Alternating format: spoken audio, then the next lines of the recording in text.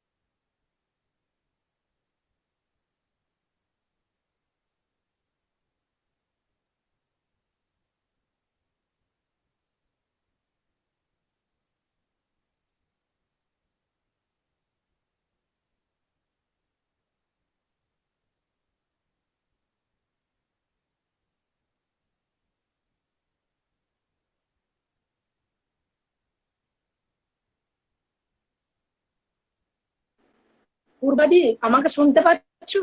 Can you hear me?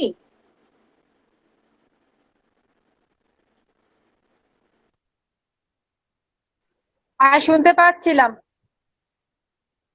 হ্যাঁ, শোনা যাচ্ছে।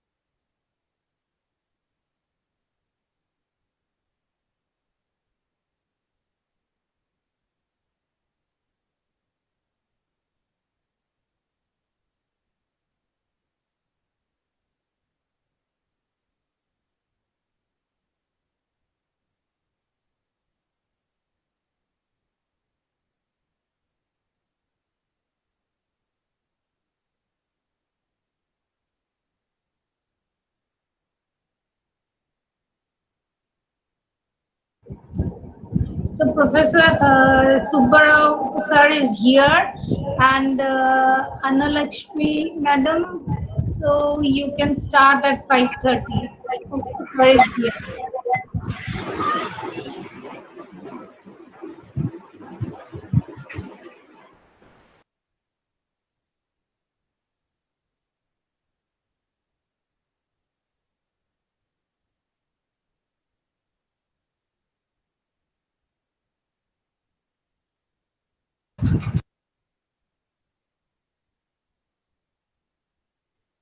Hello, can you hear me? Yes, we can hear you. Okay, You and are. yeah, fine. And I will be made a speaker to share my presentation, right? Yes. Okay, right. I am ready.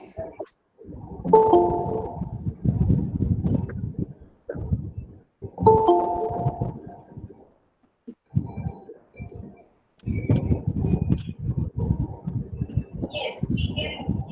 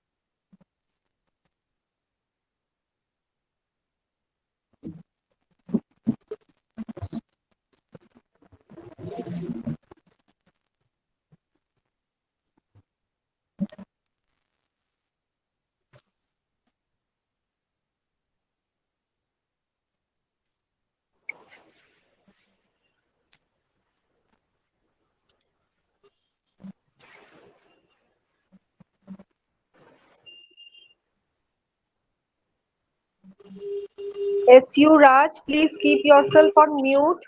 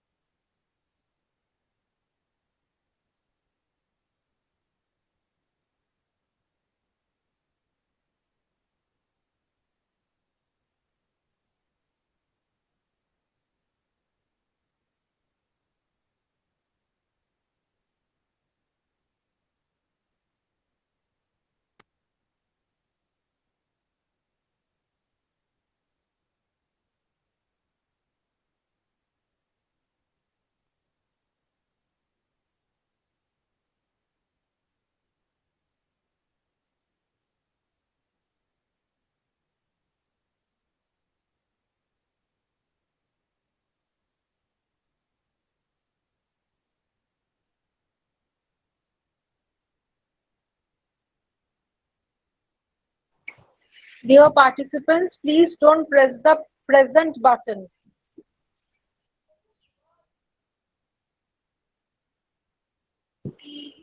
Pugalidi, shall we start?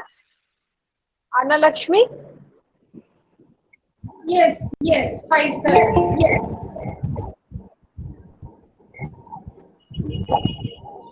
Anna Lakshmi? Yeah. Shall we start? Sure. Sure. Okay. Greetings, everyone. I once again welcome you all to the second day of the International Webinar Series. Before going to the main lecture series, I would like to say lines on importance of national nutrition programs in our country. Nutrition is the science or practice of consuming and utilizing foods. Food provides our body with energy, protein, essential fats, vitamins, and minerals to live, grow, and function properly. Therefore, a balanced diet is important for good health and well-being. It is said that an unhealthy diet increases the risk of diet-related diseases. To tackle various health problems and create awareness among people the importance of nutrition and a balanced diet, the National Nutrition Week was framed. The main objectives were to review the frequency related to various diets and nutrients in different communities, to evaluate appropriate techniques to prevent and control nutritional problems through research, to monitor the condition of the country concerning diet and nutrition, to perform operational research for planning and implementation of National Nutrition Program, and make people aware through orientation and training on health and nutrition. This year too, our government has focused on various aspects like first 1,000 days in the life of a child, fight against anemia and other several nutrition-related conditions, personal hygiene, and knowledge about proper nutrition through kitchen gardening. Yesterday, we were enriched with these aspects stated above, where our speakers from eminent fields emphasized on the effects of various nutrients, including trans fatty acids, and their relationship with various public health awareness programs. In today's talk too, we will be illuminated on the impact of labels on the food items we consume every day to understand the contribution of these nutrients to a healthy living, as well as importance of the various phytonutrients found in the food in prevention against major diseases. With these few words, I welcome you all to the second day of our webinar. Now, without further ado, I call upon Urpita Banerjee to introduce our first speaker, Dr. Subbarao. Urpita? Thank you, ma'am.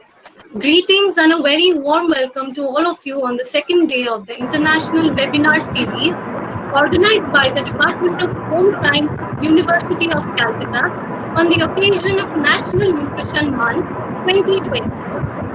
Without further ado, we move on to today's first lecture that will be delivered by our distinguished speaker, Dr. G.M. Supara. Dr. Supara is currently serving as a senior scientist E, and deputy director at the ICMR National Institute of Nutrition, India.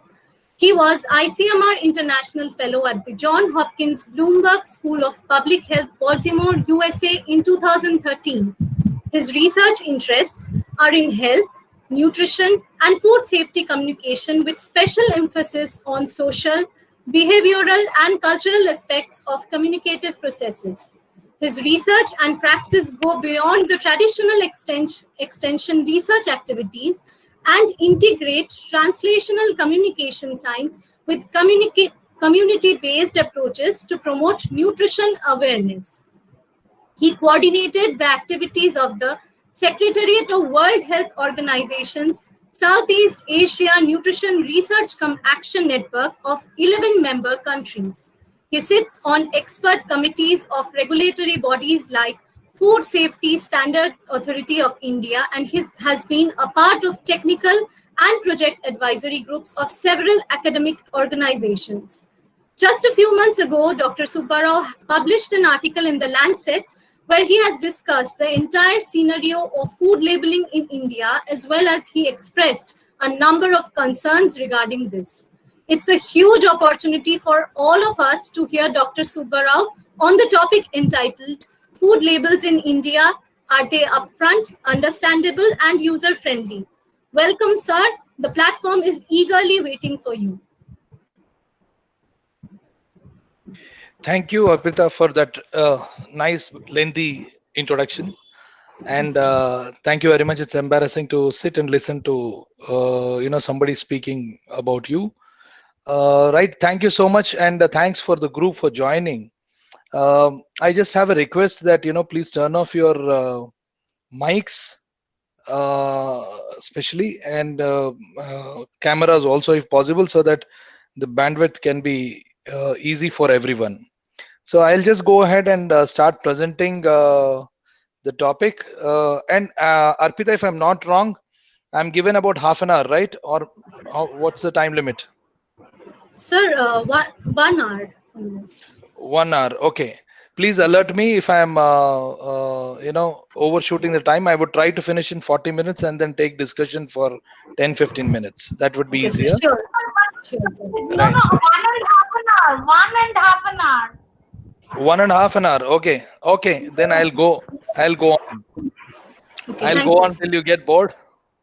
No. We will discuss many things. Yeah, sure.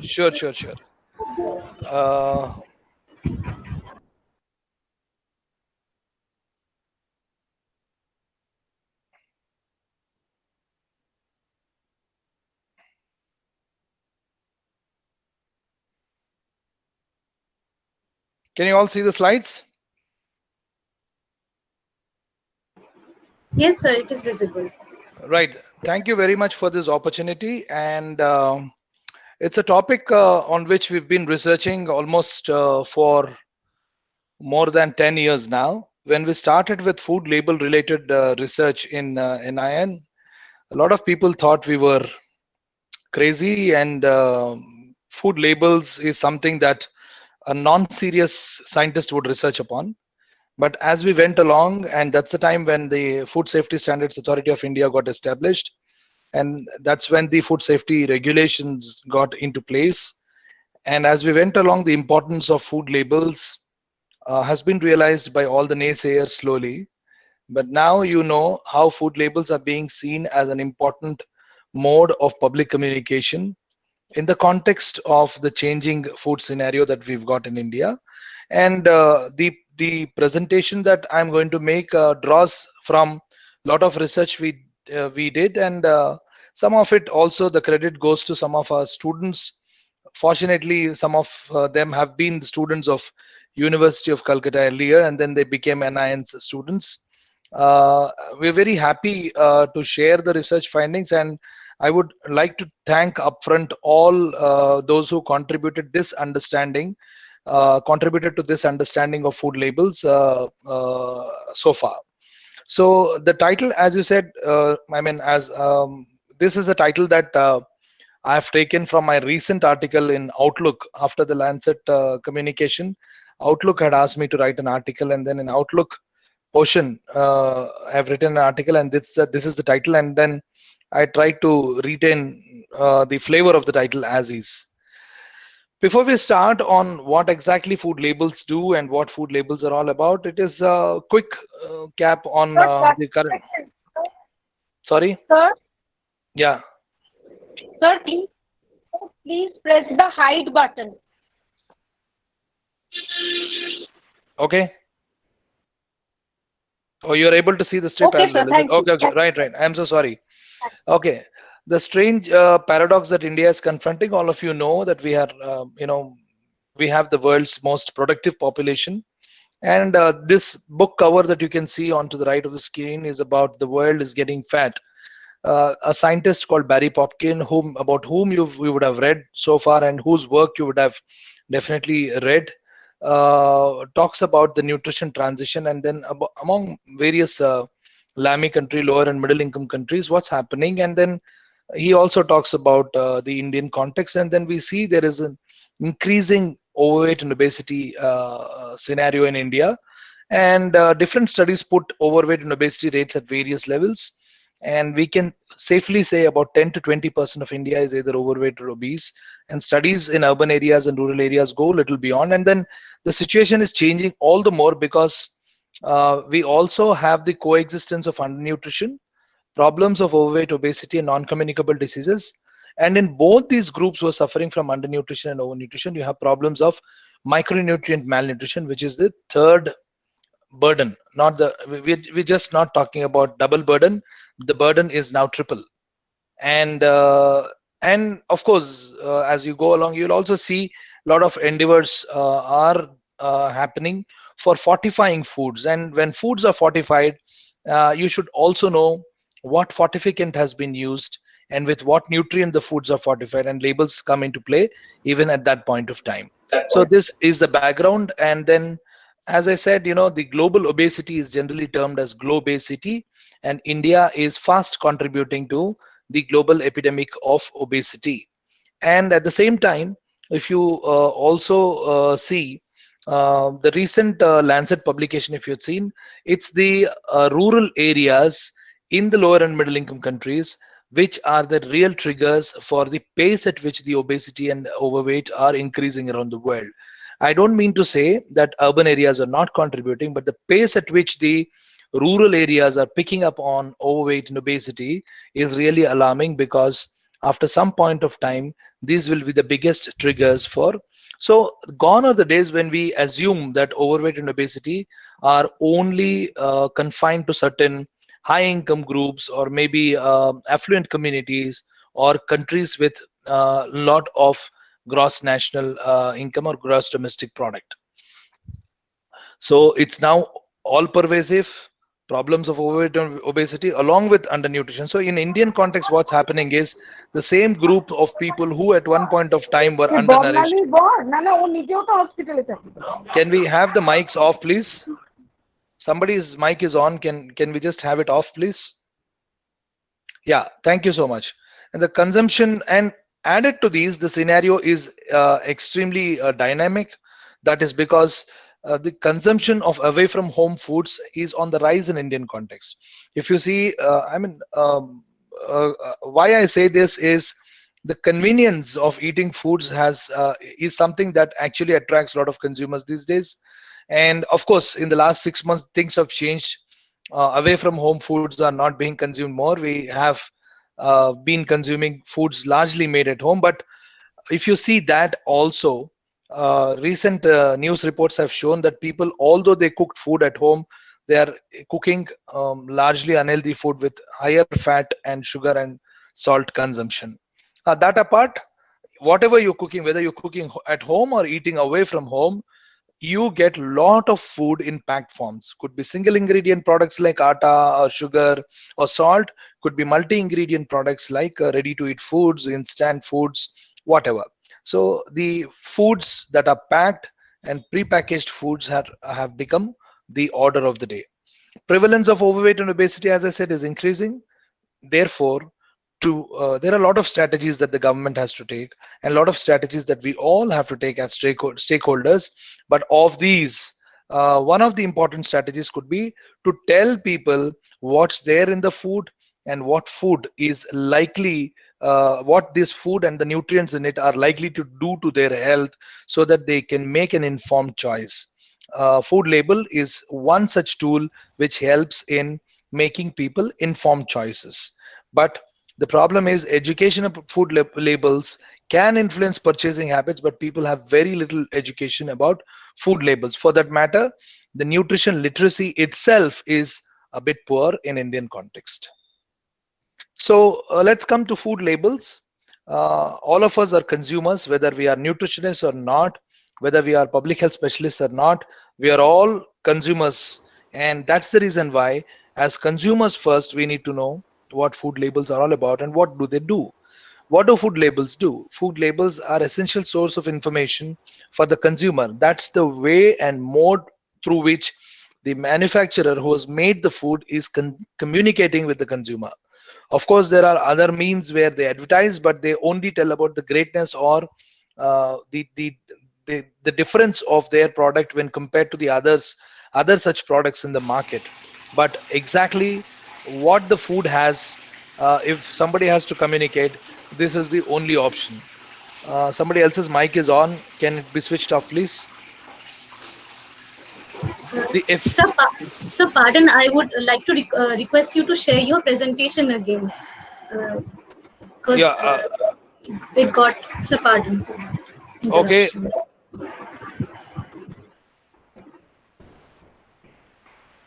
Okay, 1 second.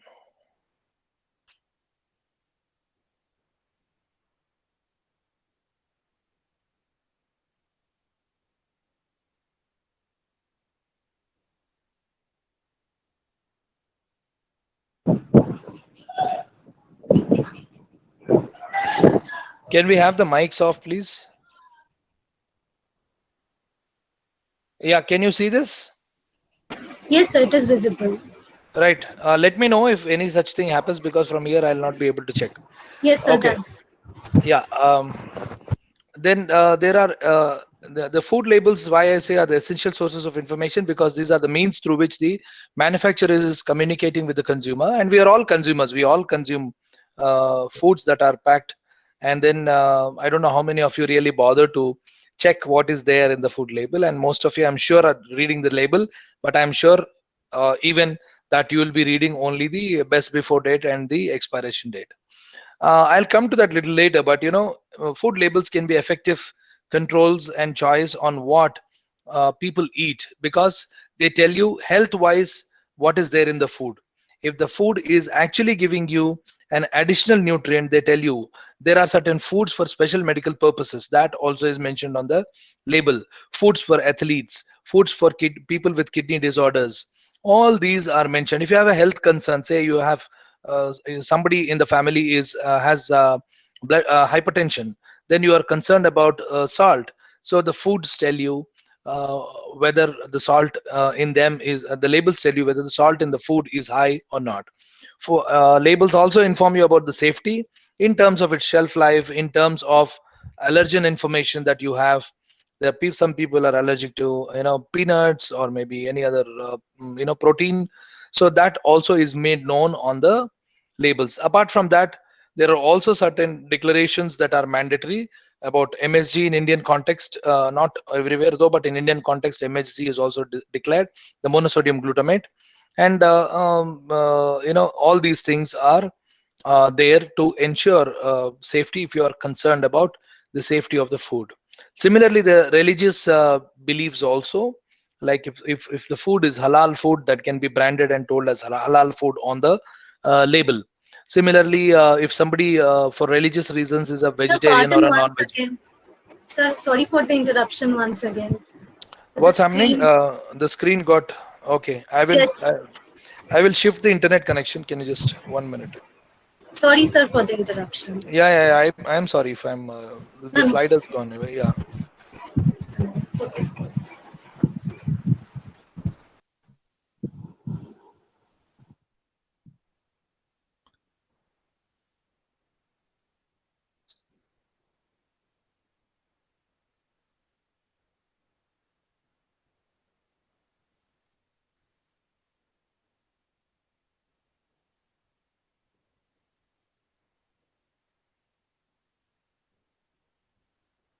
Now, Yes, sir, it is fine, sir. right. Thank you, sir. So for religious purposes, yes, it helps. Somebody wants to have only vegetarian food, like Jains or somebody, you can see on the food label, it communicates and tells whether it is vegetarian or has some animal source food in it or not. Similarly, ethical reasons, you do not want to have any food that has colors or whatever, or synthetic colors, or maybe there could be many other ethical reasons why an animal is not harmed in making a food, or things like that. It all depends on what the consumer is looking for. That's the reason why they are potentially very powerful tools to discourage consumption of unhealthy packaged foods. And it also means many things to many people. For instance, for public policy, it means that similar foods that are made by different people, it reduces information asymmetry, because if you take a 60-gram say biscuit pack, all the 60-gram biscuit pack of similar nature are more or less packed in the same way, and where the information is displayed on the label. On the front of pack what is displayed, at the back of pack what is displayed, where to look for what information. That way, if the information that is to be displayed is also mentioned as per the regulation, then the information asymmetry is reduced as far as possible. And it also provides consumer with a lot of information about the food, helps public make informed choices, because the moment you know what's there in the food and what the food is all about, you can make an informed choice. I don't say that all informed choices are healthy choices, but as a consumer, you know what you're buying and you are very conscious about it, provided you understand the information that has been put on the label. And it stimulates healthy eating behavior because you're making a conscious choice, knowing exactly what is there in the food. And then there are consumers. For consumers, what it makes it easy to understand information, use information. As I said, if similar foods of similar packs, you know, to quickly go to the food label and then assess the nutrient of your concern and see which food is better of the two from a similar nature of foods. Similarly, consumer associations who always work for the consumer benefit, they also have a takeaway from the food label, wherein the consumer associations can ensure that the right of properly understanding and correctly understanding about the food of the consumers is protected. Similarly, food industry has a lot of advantage because it's on the label that the food industry or the manufacturer can claim how his product or her product is different from the rest of similar products that are available in the market. This is a behavioral theory which looks at the way persuasion is done. If you think all the information that is there on the label is to persuade a consumer to make a healthy food choice, the persuasion happens when the consumer understands the information. The consumer understands the information broadly in two ways. One is the peripheral route, one is the central route. The peripheral route of understanding information is, it does not involve invoking of your latent knowledge, which means what you know about the nutrients you need, what you know about certain things you need not recall. For instance, if you're driving on a road, even if you're talking to your co-passenger in the car, the moment you see red, unknowingly you stop, red light, unknowingly you stop the car. So whether even if you are listening to your favorite music, you would unknowingly stop the car. You don't need to go into depth of your knowledge to see what the red light means, whether I have to stop, what the red light means, what it conveys. That knowledge you need not invoke. But there are certain factors. Similarly, the signboards, you go into a cinema hall, you want to go to a toilet, the moment you see the picture of the icon that is presented on the door, you know which one to use, which toilet to use. So it doesn't need invoking of your latent knowledge. But the central route is something that is very deep, in the sense that one has to have a basic knowledge and understanding, and one has to back calculate how that knowledge can help you make a particular choice or understanding, or help the person who's displaying this information persuade you as a consumer. Why I say this is, on a food label there are both kinds of information, which are superficial, which are easy to understand cues, like the green dot in a green square, brown dot in a brown square. We all understand. We don't need to think what it means. The moment we see it, we understand that they mean vegetarian and non-vegetarian. But similarly, the central route of understanding also happens if you know about the label, because when you turn at the back of the label, you see that there is a lot of nutrition information. You have to read the nutrition information. If it talks about calories, if it talks about fat, saturated fat or trans fat, you have to know what saturated fat, how many grams of that saturated fat adds up to your day's intake, and whether it is to be consumed on that day by you or not needs to be understood. So that's the reason why some information needs central route of processing, while the other information needs only peripheral route of processing. So generally, if you classify and see as per the regulation, there are a lot of information on the food label that can be displayed, but on the front of pack of the label and at the back of pack of the label, if you see, on the whole, you have all this information displayed. The name, the address and other things are displayed at the back usually, while the product name, the brand name, what is there in the pack. Also, the food itself should be displayed in terms of an image. For instance, if you're talking about say a pack of cookies, the cookies, how they look, that image should also be there on the label. You would have seen any food that you take. If you take atta, the atta's picture is also displayed on the front of pack along with the brand name. So how it looks also needs to be displayed on the label, and what is there inside. Otherwise, if you just have the brand name, imagine you have the brand name and don't know what is there in the food. Sometimes you will not be able to make a difference between atta and a detergent if you can't read English. So that's the reason why what is there in the food also needs to be displayed on the front of pack of the label, along with the product name, the brand name, and there are many other things, that veg and non-veg symbol, which is green dot, as I said, green dot and brown dot.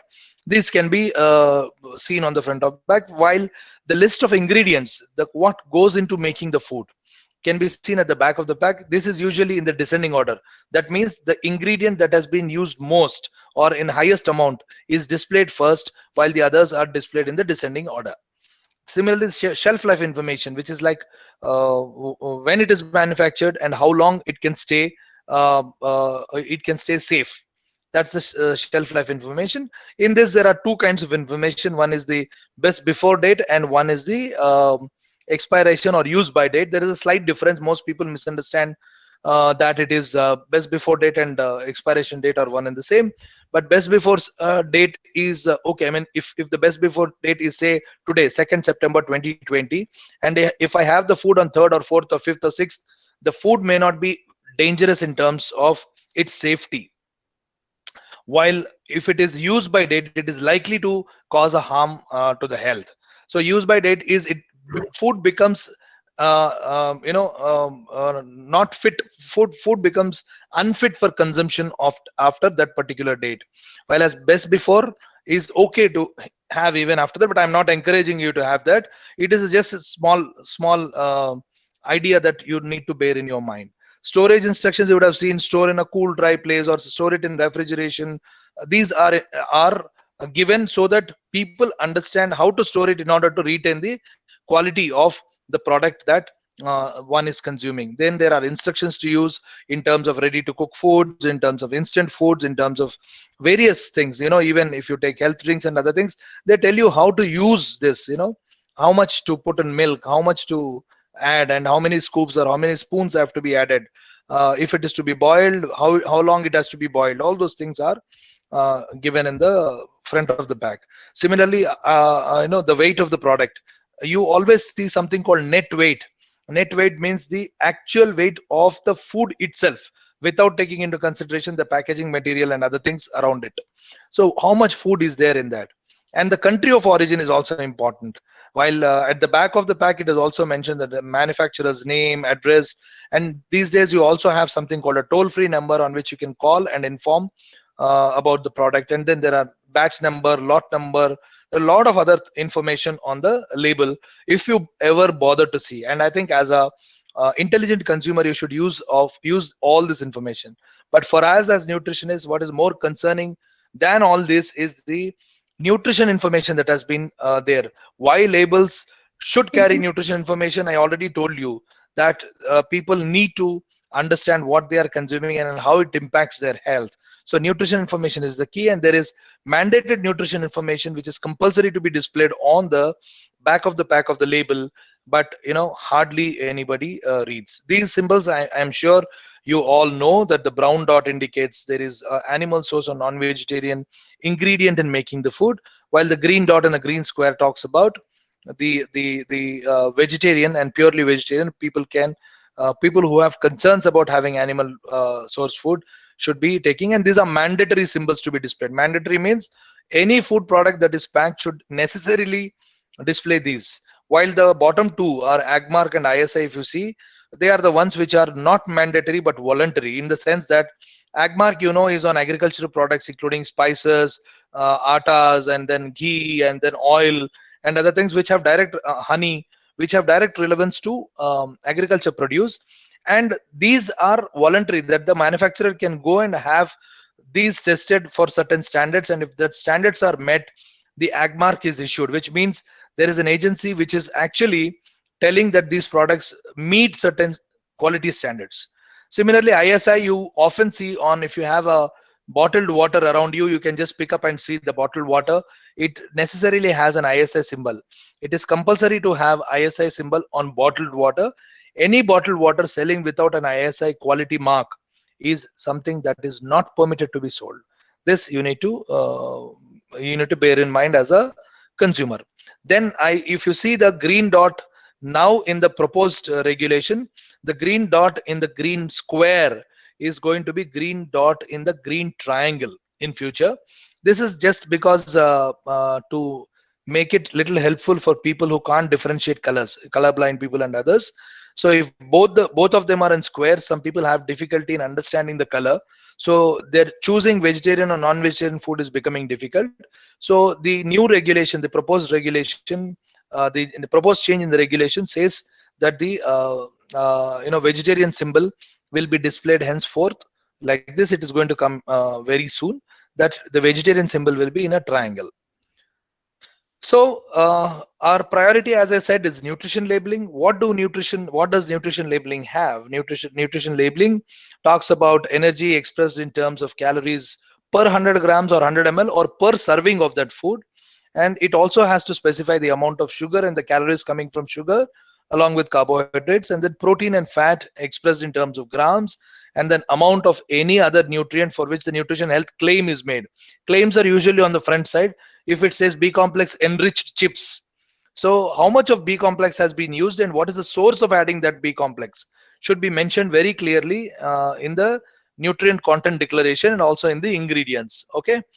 If the claim is on the type of fatty acids or the amount of cholesterol, then the amount of all these things, MUFA, PUFA, and saturated fatty acids should be very clearly mentioned. Even otherwise, the energy coming from the fats and saturated fats, if there is trans fat, if there is no trans fat also, it has to be declared in the nutrient content.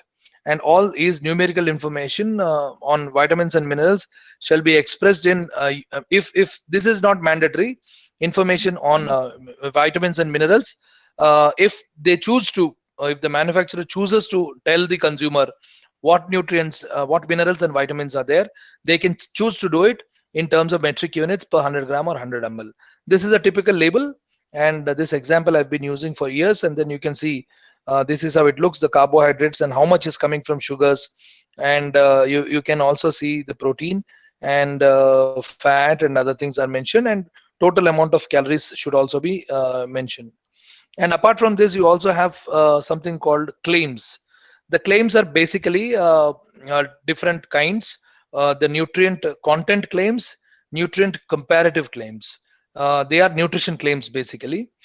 And there are nutrient function claims, other function claims, and disease risk reduction claims. Broadly, the last three are divided into health claims. These are all health claims, while this is the nutrition claims. When somebody makes a nutrition claim, they can either make that this particular food has low fat. Low fat means what? It has been described in the regulation as to when you can call your food low fat, fat free, or maybe rich in something. That is already declared. If they meet those standards and those amounts, only then they can claim. So the nutrient content claim is, you can say that my particular multigrain atta has a lot of calcium. Then at the back of the label, again, you have to mention what is the source of calcium and how much calcium you are giving. Similarly, there's a nutrient comparative claim. You can say less than something else, so that comparison is also possible. On the other hand, the health claims have something like nutrient function claims, which have physiological role of certain nutrients. You can say calcium builds bones. Calcium is good for bones, right? That nutrient function claim can be made. You can say my food has such and such ingredients, say probably the milk or skim milk powder. It also has some amount of calcium, and this calcium is good for building bones. This is a nutrient function claim, and you don't need to have substantiated evidence. You need to have evidence that that particular nutrient is good for that function. There are other function claims which are like beneficial effects on consumption of certain foods for normal functions of biological activities. At the same time, somebody is making, consuming my food will reduce your hypertension or reduce your diabetes. Then the disease risk reduction claim should be substantiated. If to make any of these claims, the scientific substantiation is must, which means there should be a published literature. Preferably for making function claims and other things, it should be meta-analysis or a review which has followed certain things, which establishes that certain nutrient has certain functions. For other functions, if you are saying that your food is good in this, has this nutrient and helps you in a particular way in your health, improving your health, one has to have a published work in that.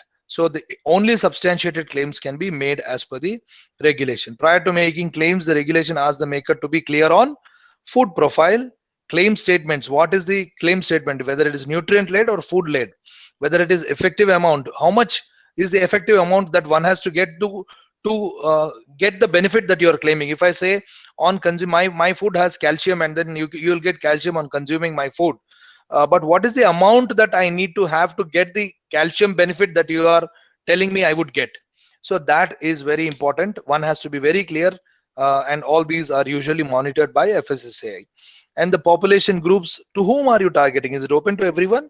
And food context of diet, that is very important to see that, you know, in context of the total diet that I am taking, how much would this be contributing? And the disclosure statements, if restricted nutrient exceeds the limit that has been set, you know, iron, vitamin A, as you all know, have some toxic limits. Could be toxic if they cross certain limits in a day. So that also needs to be considered before making any claim.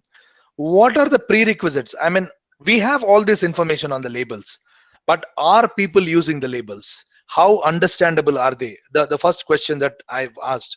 Upfront, the labels do have a lot of information, and our studies early in 2010 and later have shown that certainly, and our student studies also have shown, and some of them I'm sure must be in the audience.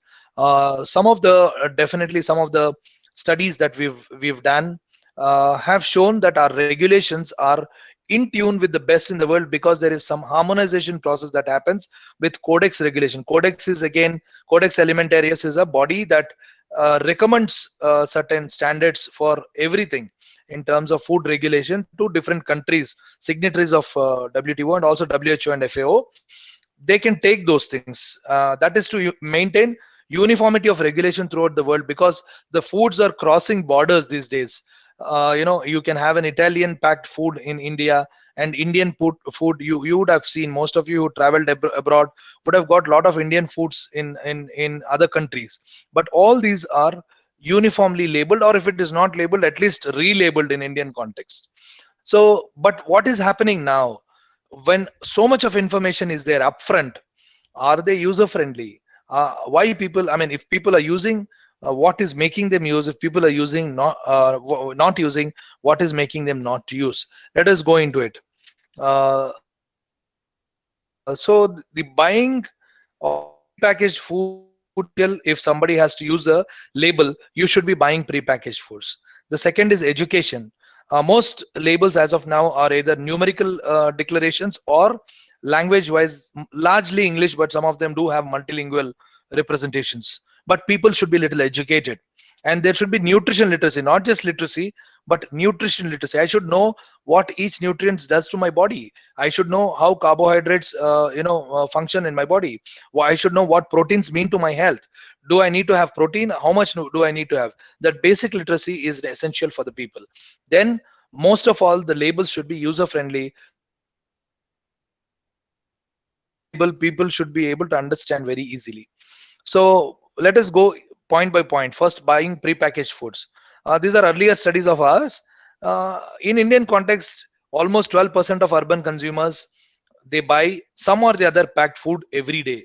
And in rural areas also, I am sure it has increased tremendously. If you take attas, oils, everything, or biscuit packets for that matter, you know, the small biscuit packets that are that are ubiquitous, and they're bought everywhere, in every corner, nook and corner of India.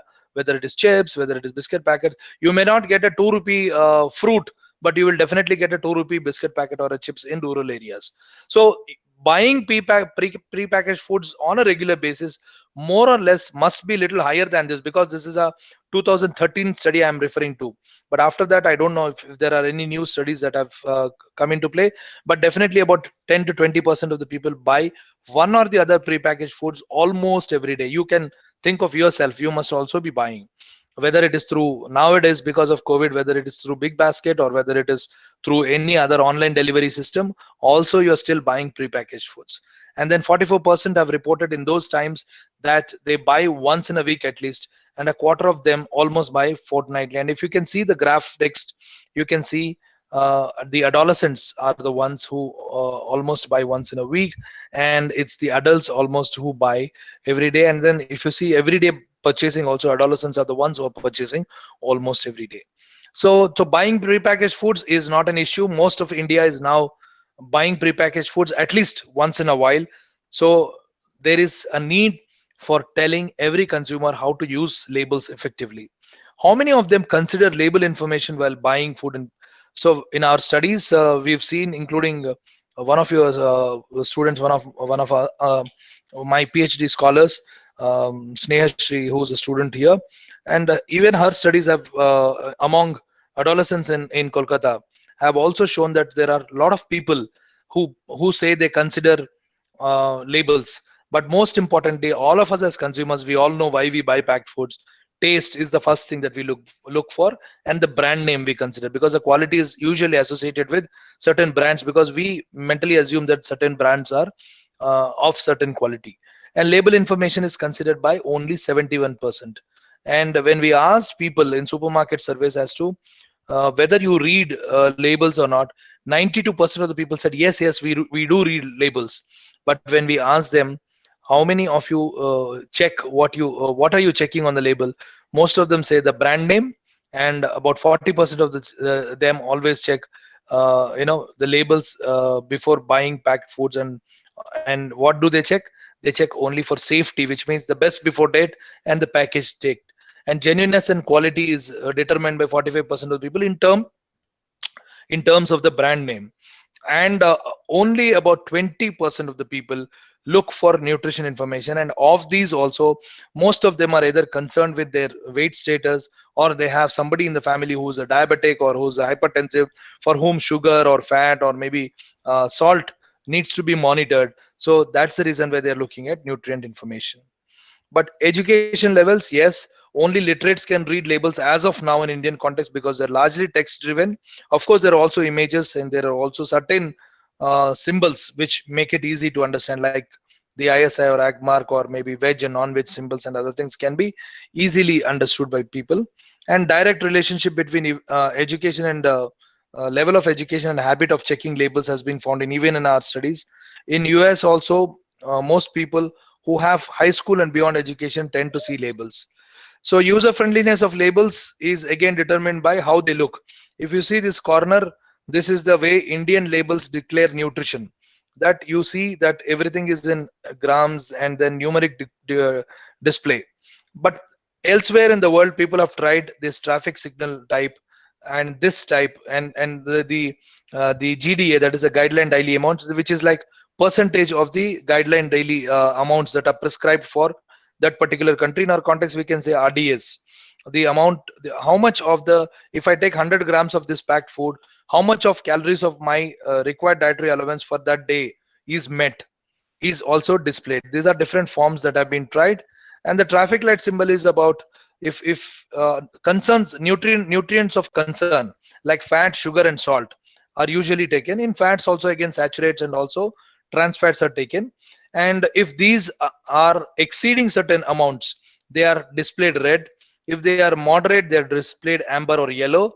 And if they are okay, that they are low in amount and people can have, they are displayed as green.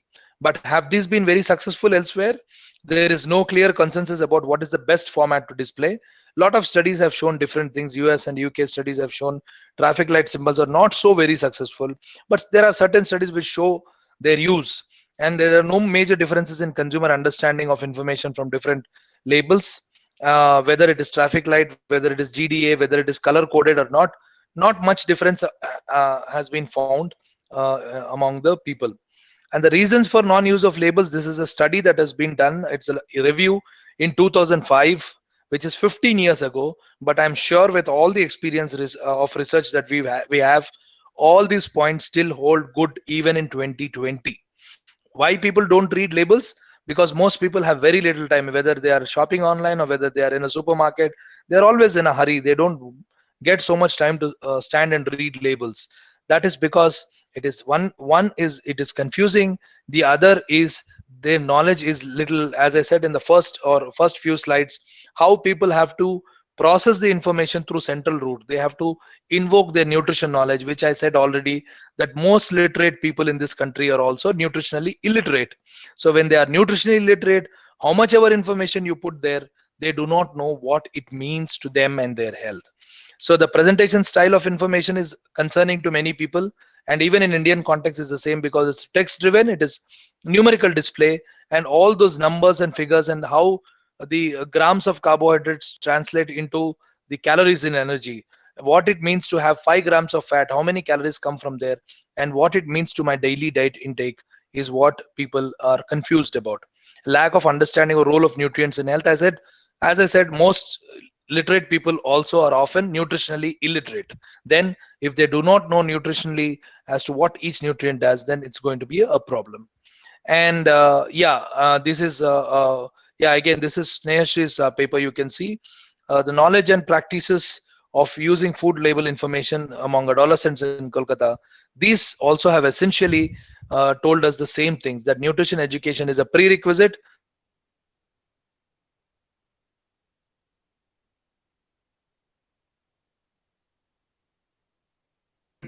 Can you all hear me? Sir, it had paused for a second, but now it is audible. Yeah. The nutrition education is very important, and the information about how to use these food labels also needs to be given to people. It is not just enough to have nutrition information. What to look for, which part of the label, and what it means, how the claims are made. If a claim is made, how can I cross-check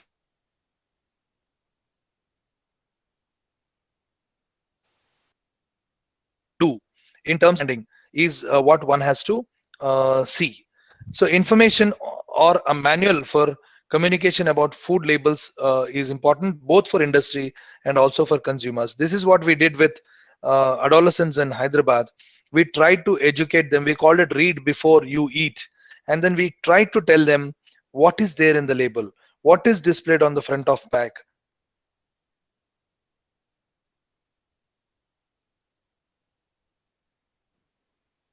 and how to make sense of the label information.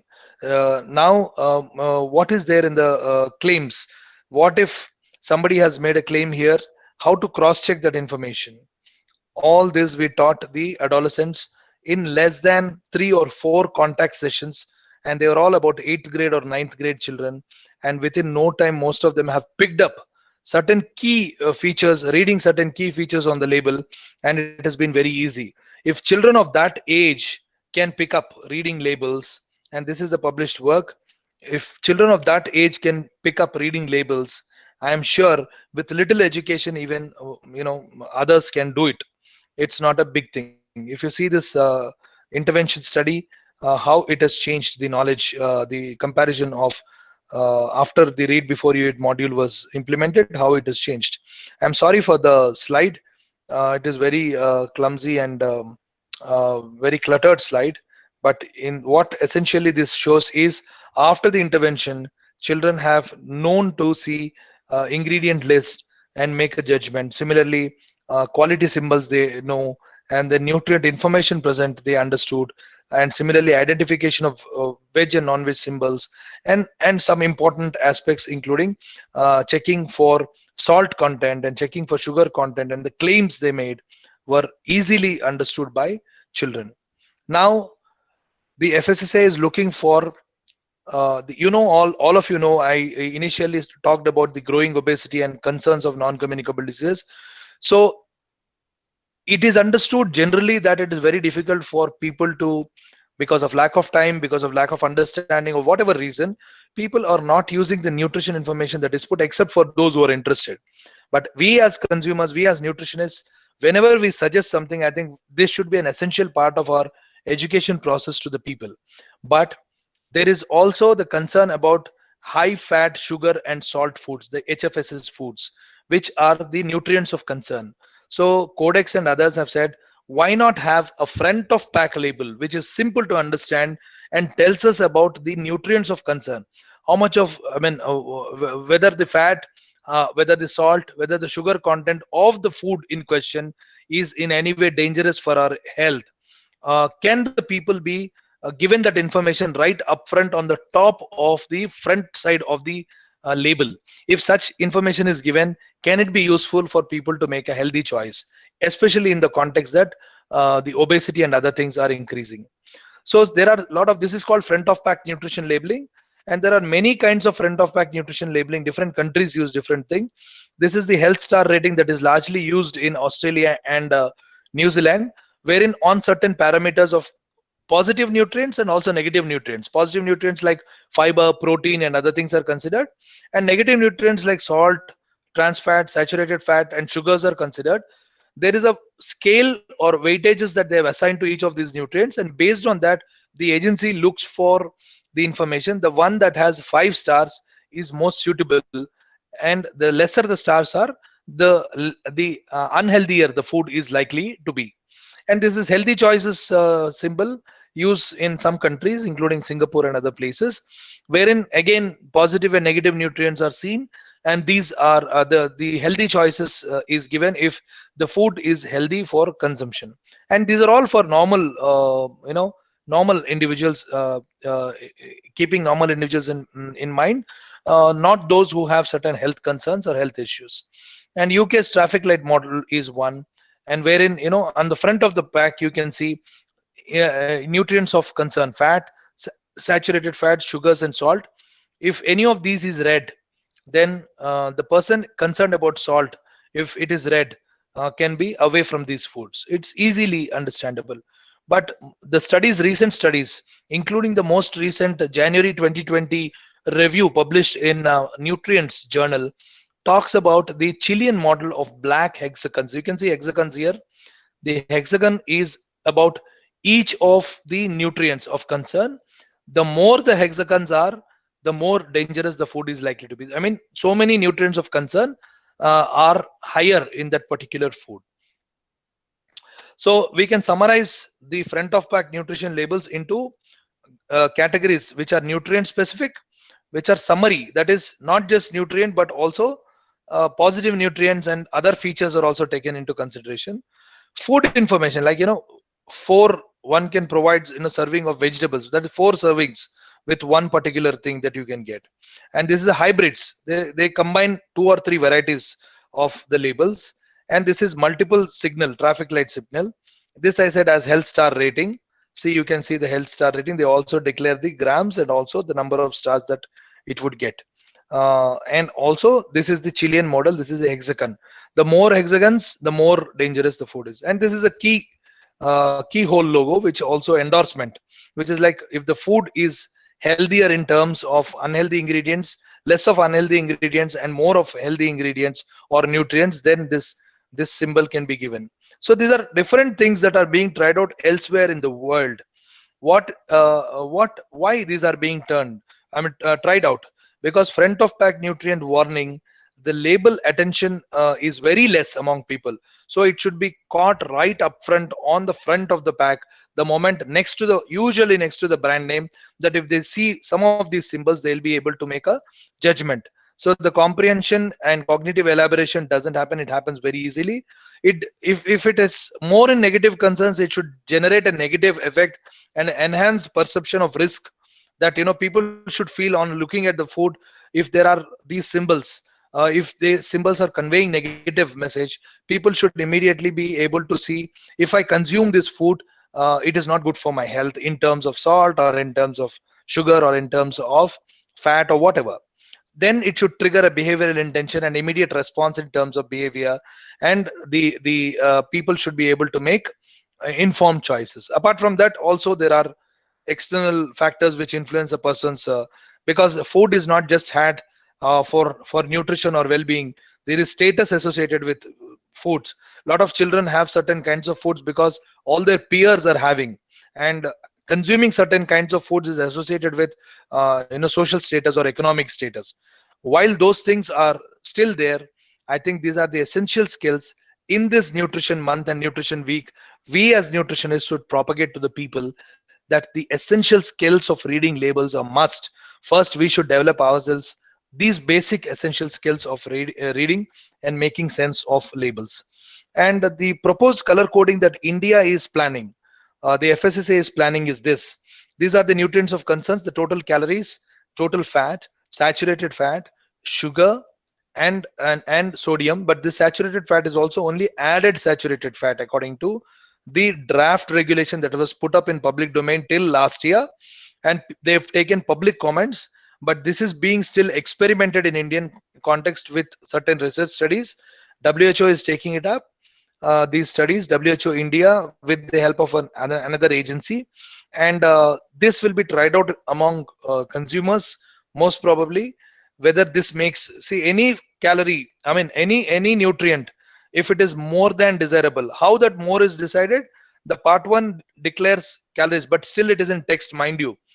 Calories, total fat, saturated fat, it is written in English. An illiterate person or a person who can't read English can't understand what these nutrients are all about. Whether this will be an effective way of telling people about the food or not should be tried out. So that's what WHO India is trying out.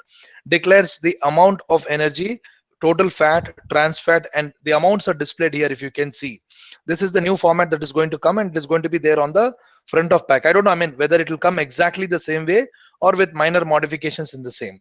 And declares the per serving percentage of RDA, and the books of and the blocks of nutrients for high fat, sugar, and salt. You see these are the blocks, shall be coded red if the value of energy from total sugar exceeds 10% of the total energy that the 100 grams of food is giving.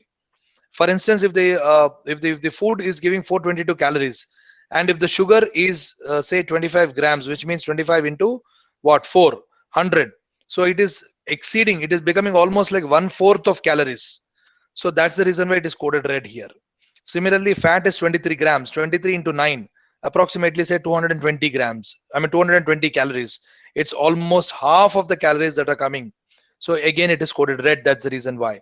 If it's only 2 grams, perhaps 18 grams of fat, 18 calories of fat, from fat, which is less than 10% of this. So it wouldn't have been coded red.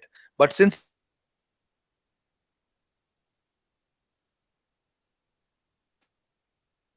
half of the cat, can you hear me? Hello?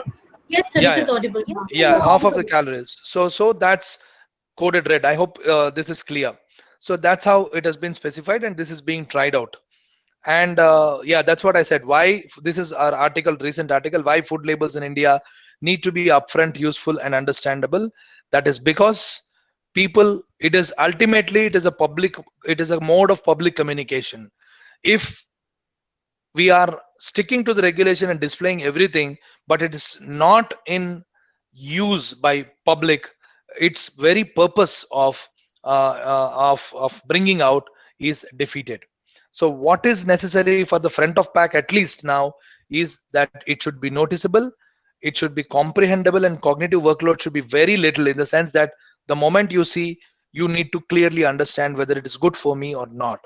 The speed of making a judgment should be more, in the sense that people should not take more time to understand the label. Informativeness and objective understanding should be promoted. Legibility, how big or how easily easily recognizable it is being depicted on the label, is one thing that is very important. And most importantly, the intention of FOPNL should be to inspire impact the behavior of choosing healthy and making an informed food choice by the consumer. So if you ask me, can food labels be changing the current scenario of growing obesity and overweight and NCDs in India? Probably it is likely to offer limited success, but it can offer a great success if each one of us as consumers take it seriously to look at the labels. And you as nutritionists and potential dietitians and people who are going to be in the community and occupying different positions of responsibility, it should be part of the regular counseling that you do to all your consumers or customers. And I'm glad to tell you that because of the research that we've done, the new dietary guidelines that are being formulated by the National Nutrition will also have one guideline on reading food labels and how to read food labels, which is going to be important part of our dietary guidelines. the 14 or 15 dietary guidelines will have additional guideline on food label reading, and that's going to come up very soon. But can it make all the difference? No, it can make small difference, but that difference can be very important difference. So we are consumers in our own way first. So let us all know how to read labels. Let us all see what is there on the label and try to make sense of the label. Then we, as nutritionists and as responsible people in the field of the nutrition, take it as a responsibility to tell people about the information. I'll just it is never too late. It's very important. I'll just give 2 examples or 3 examples which can be quickly seen. In the recent past, you have seen that there is a lot of talk about immunity. Because food and immunity, that is in the context of COVID pandemic that we have. A lot of these peoples have come up with immuno bread. So immuno is something that people have been using. Somebody brought this to my notice, and then I took it to FSSAI's notice, and now I don't claim it is because of our complaint, but most of people would have complained that the usage of immuno or terms like immuno, if they are unsubstantiated, they should be avoided. So if you see this is the immuno bread, and it says Ayush Ministry. So most people think it's the Ayush Ministry has promoted. If you read the label carefully, you'll see Ayush Ministry recommended immunity ingredients now in bread. These are nothing but the nutraceuticals that are mentioned in the food safety regulations. That is nothing but the cumin, the jaggery, black pepper, and very traces of it have been put. And since they are known to enhance immunity, whether or not they are really doing in the quantities that they are present in the bread, they are being used for propagation. So if you are an intelligent consumer, you will quickly see immuno bread, and then you see there is turmeric, there is ginger. Oh, very good. It will probably improve my immunity. But if you're an intelligent consumer, you just turn around the label and then see how much of ginger is there, how much of turmeric is there. It will not be more than 1 milligram or 2 milligrams, or maybe 1 gram, or not more than that. You will yourself know of the entire bread pack, you may be eating only 2 to 3 slices, and in 2 to 3 slices, how much of that 1 gram of cumin that has been put will come in the 4 slices of your bread. Whether it is really helpful to build your immunity or not, you yourself will be able to make a judgment. Similarly, you see this. I mean, this is my favorite example. Some of these labels don't exist now, but I use these labels to teach and tell people how important it is. If you see, this is a multigrain noodles. You all know. We all talk about being multigrain. Multigrain is very good, and we should say 40 to 50% of our cereal intake should come from different grains and millets, and it's very good. So this particular brand, which was brought out some time back, said this is a multigrain 4G atta, 4G noodles, and then rice, wheat, ragi, corn, everything is there in this. And also goes on to claim that ragi is a good source of calcium, and calcium is good for bones, which I said is a nutrient function claim. Calcium is good for bones. Nobody can deny that. It is an established truth, established science. So ragi is a rich source of calcium. That is also established science. But whether it is really conferring the benefit or not, if you just turn to the ingredients and read, you will see cereal flours, that is wheat, that is maida, is 75%, rice is 1.2%, corn is only 1.2%, ragi is 1.2%, which means in 100 grams of noodles, you have only 1.2 grams of ragi, which means from 1.2 grams, how much of calcium you will get and how much your bones will be strengthened.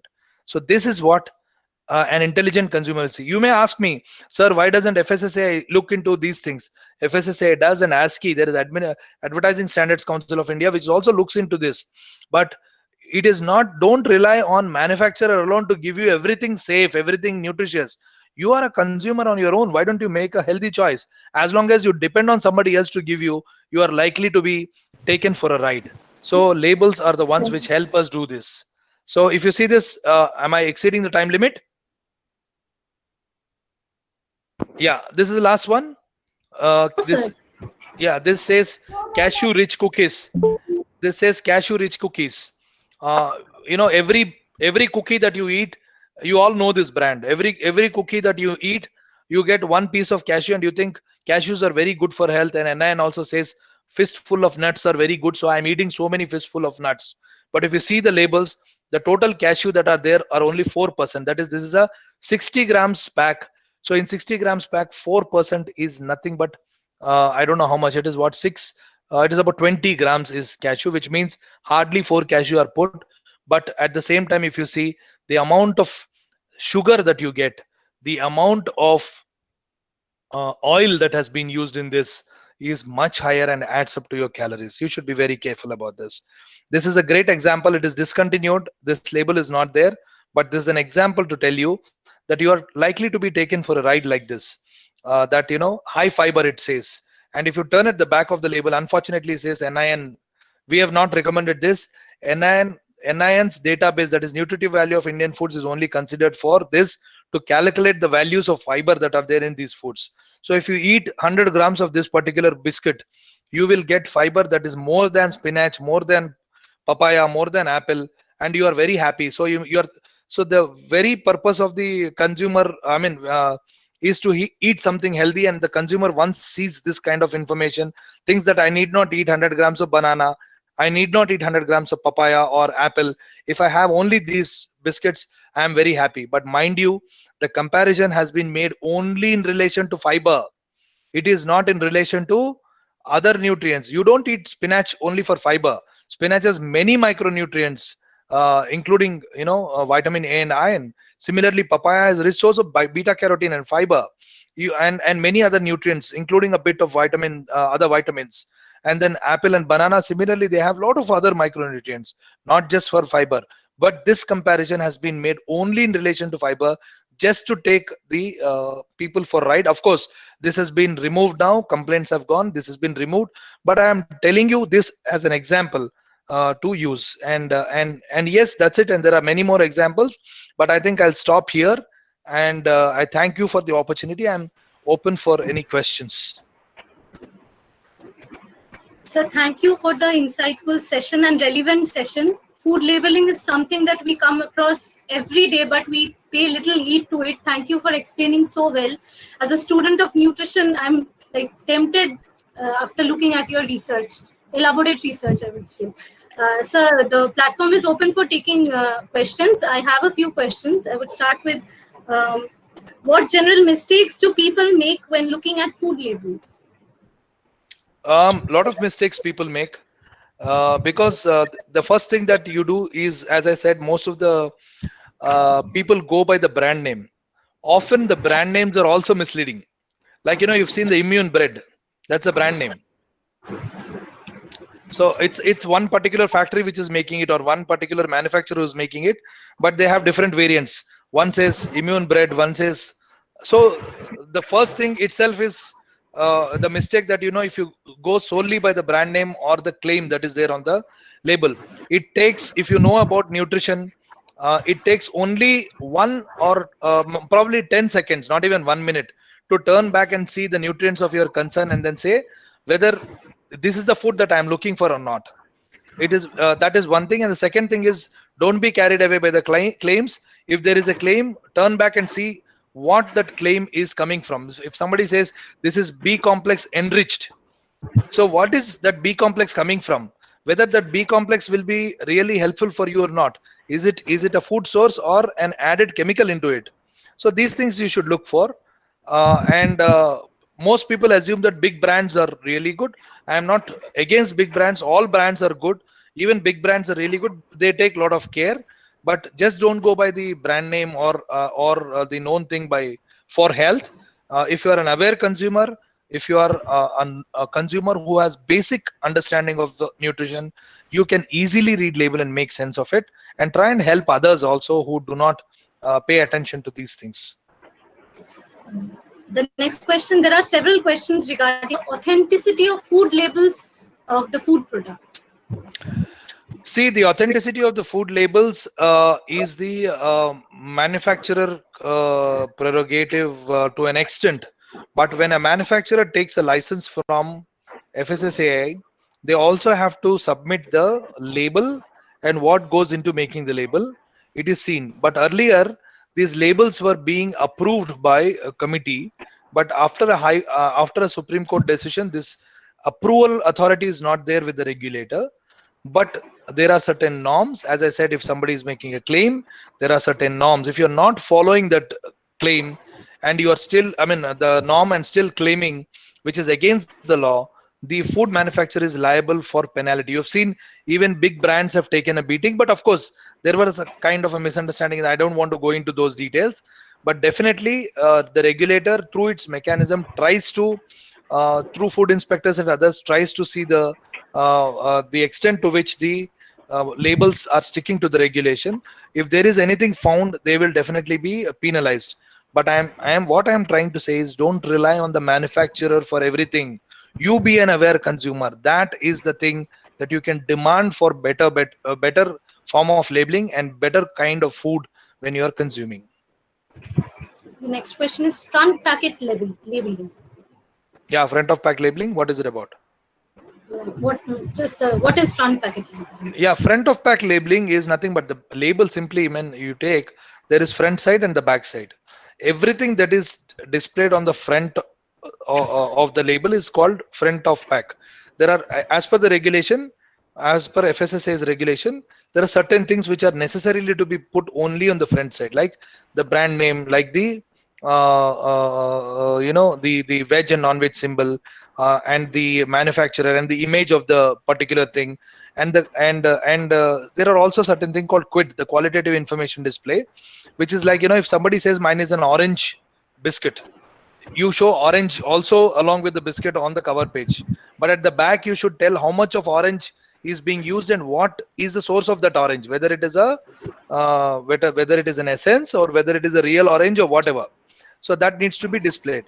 What I meant by the front of pack nutrient warning labels is that alongside what is already mandated to be there on the front side of the label, the FSSA is planning to bring up simple symbols to tell people about the fat, sugar, salt, which are very dangerous, or I don't say dangerous, which are nutrients of concern in the context of growing obesity.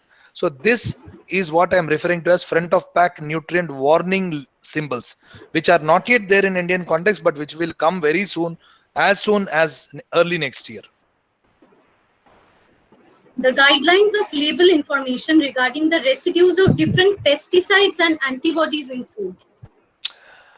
Yeah, pesticide residues as of now are not prominently labeled, but when a product is being brought in the market, one has to declare all these things as to what are there. So when a product registers itself, it is a long process for a product to register itself with FSSAI. It looks into all these things. The next question is, from where can a manufacturer get guidelines for providing the label, and what things should be included? Manufacturers get all the information from FSSAI as to what has to go into label, and FSSAI soon is coming up or has already come up, I don't know, about a information manual for the manufacturer, how to translate the rules into simple labeling techniques. It is already being contemplated by FSSAI. If you go to FSSAI website and see the downloadables, perhaps it is already there. I don't know. But usually the manufacturers, whether they are medium or little bigger manufacturers, I'm not talking about the small manufacturers, they do have a legal section or a section that looks into regulatory affairs. These are the people, and most of our nutrition scientists usually do not know that there is that kind of a position in many of the manufacturers, food manufacturing companies. All you nutrition scientists can pitch for that position. If you know the regulation very well, you can be a regulatory affairs person for a company.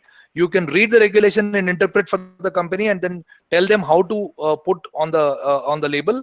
At the same time, you can also, as a representative of the company, can tell the regulators as to what else needs to be done to modify the regulation. How frequently quality checkings of different branded products are carried out? Yeah, I mean, that's a regulatory thing. Implementation is with FSSAI. It is mandated that it needs to be done, and FSSAI in turn relies on the state governments for local, because the food inspectors are usually from the state governments. Although the Food Safety Standards Authority of India is the one which brings out the regulation, the implementation lies with the state governments. It depends on different states as to how frequently they do these surprise checks. They also have not just the labeled foods, but also to look at the restaurants, to look at the street foods. Their agenda is very big and people are very few. That again is the reason why I'm reiterating. As a consumer, you should be aware. Don't rely on manufacturers and inspectors to look for that. If you are little aware, you can do wonders yourself. Challenges of intelligent food packaging and labeling. There are quite many. I have shown some of the examples to you. They are a very intelligent form of packaging and labeling, but you should be more intelligent than anybody else. It is necessary that patent is to be taken for health claim on a nutrition label. No, not a patent. If your product patent is a different thing, but if you are making a health claim, it should have a substantiated, scientifically substantiated evidence to make that claim. Allergen labeling counts all the allergic substances for humans, or is it based on specific criteria? Allergen information is a must be displayed on certain labels, and then there are, if you go to FSSAI regulation, you can see certain things which usually are known to create allergies in people, like peanuts or nuts or cashew and other things have to be declared. If you see, turn to the label and then see this has so and so item which could cause allergy to certain people. If you are allergic to this, please don't use that. That declaration will be definitely there. Okay. Whether we should see AgMark label while buying ghee and atta. See, if you are worried about the quality, as I said, it is not a mandatory label. It is only a voluntary label that a manufacturer goes to a particular agency to get AgMark, saying that I am meeting these standards. Please give me AgMark so that I can tell my consumers that my product is good in quality. So if you look for AgMark, it is very good because you're looking for quality. Okay, so that's one thing. Okay, sir, one more question. Are the products that claim zero trans fat in their contents really safe for health? Please explain. Safety of a food is not just related to trans fat. As I said, that's the thing that I've been drilling right from the beginning. That safety of a food in terms of nutrition safety, I'm not talking about food safety, is related to the amount of calories that it gives, the amount of other fats, saturated fats and other things that it is giving. Yeah, if somebody is claiming zero fat, zero trans fat, there is a regulation that zero trans fat can be claimed if it is less than 1 gram or something like that. You can still claim zero trans fat. It depends on how much you are consuming of that product in that day and with what frequency. If it has only 1 gram of trans fat and you think it is safe, but you end up eating, say, so much food that you end up getting 10 or 15 grams of trans fat from that food, it is your loss. So it is not just that only trans fat makes it unhealthy. There are other things also which can make it unhealthy. So it is the amount of that food that you are consuming in relation to the overall diet of that day or the frequency which actually matters. That you need to be aware. Okay, now overall scenario of food labeling, both from the perspective of the manufacturer as well as the consumer. According to you, your impression. I've been telling this. If you go to our research or if you go to FSSAI also, you will see that most manufacturers stick to the regulation.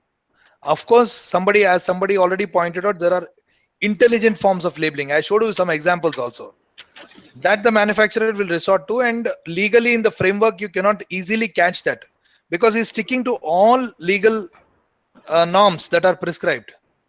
So as I said, the manufacturer is likely to stick. About in our earlier studies, we've seen about 90 to 95% of manufacturers stick to the legal framework. But as I said, only 20% of the consumers look for those information. So if you get the consumers also to 90% who are aware of nutrition labeling, manufacturers dare not misuse this information. And information regarding packaging of milk packaging, milk and milk products. What should be there? Milk and milk products? Yes, sir. Milk and milk products. What is the question? What are the things that should be kept in mind for milk packaging? Everything that is applicable to any other food is also applicable to milk. But in milk, what you get is use by date. And in milk also, there are different kinds of milks like skim milk, toned milk, double toned milk. You have to know, it all depends on how much of fat, whole milk, how much of fat is there in that milk. So milk needs to be homogenized, to be pasteurized. All those things have to be declared on the label. And what you get is a use by, which means after that particular time, if you use milk, it could be unhealthy, unsafe.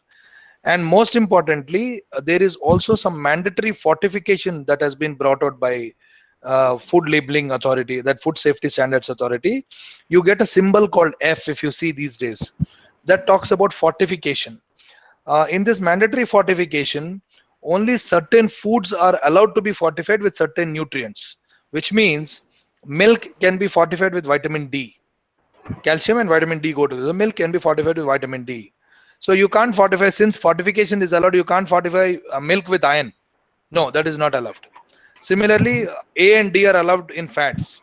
Similarly, iron is allowed in salt or atta. So there are this F symbol that you can see on the milk packets. If that F symbol is there, it is fortified with a particular nutrient. You can see that. What is the difference between nutrition claims and nutrition labeling? Sorry, I missed the sound. Can you just repeat the question? It's cracking. Yeah. Arpita, can you repeat the question? Sir? Arpita, you're not audible. Can you repeat the question? Yes, sir, sure. The difference between nutrition claims. Nutrition claims and? Sir, is it audible? Yes, now. Yes, nutrition claims and? Nutrition labeling. Oh, there's a lot of difference. What is the difference between nutrition claims and nutrition labeling? Yeah, there's a lot of difference. Nutrition claim is, if I'm a manufacturer, I am saying, if you eat my product, you are getting this nutritional benefit, or this nutrient is there in my product. That is not mandatory. See, I can be a manufacturer of chips. Tomorrow I say I've added B complex to chips. I say B complex, I mean, this is a hypothetical example, don't take it seriously. But as a nutrition claim, I can say B complex rich chips. That is a claim. But whether you manufacture chips or chicky, or whether it is noodles or whether whatever, at the back of the pack, you have to give nutrient declaration. That is nutrition label or nutrient information declaration. That is must, which should have the calories contributing, how much is carbohydrate contributing, how much is fat contributing, protein, fat, and what fats are there, and sugar. All these things are to be necessarily declared at the back of pack. That we call as nutrient content declaration, which some people also call as nutrition labeling. And in nutrition labeling, there are other things like, the front of pack warning symbols and other things that are there. So I'm taking this last question. There are certain things in the product that the company does not mention in bold on labels, but can have vast effect on public health and public can overlook. How can that be controlled? That can be controlled only if you are an aware consumer. I am telling it again and again. Don't rely on the safety of the food only on the manufacturer. You are saying, I am a king, I am a consumer. Manufacturer, give me the best food. Yes, they will try and give you. The regulator will ensure that all the regulation is met. But you should be an aware consumer also. So it is a multi-stakeholder involvement that is there. The consumers, the manufacturers, the regulators, the government agencies, everybody should work hand in hand. That is important. So thank you. Bhupali ma'am, Anna ma'am, do you have anything to say further? Yeah. We are almost done with the questions. Other participants, please turn off your mics, please.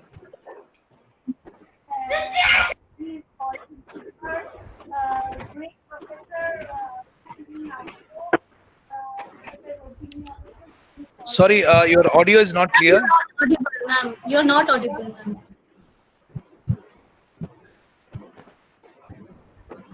So now I am audible.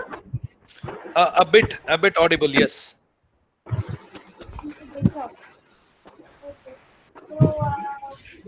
You have to come closer to the mic, I think. Okay. Yeah, now yes.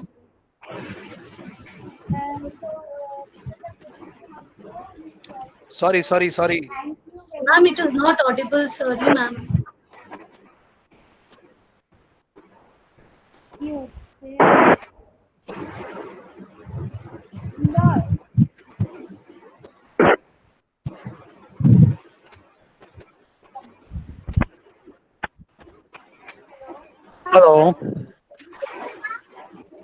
Hello.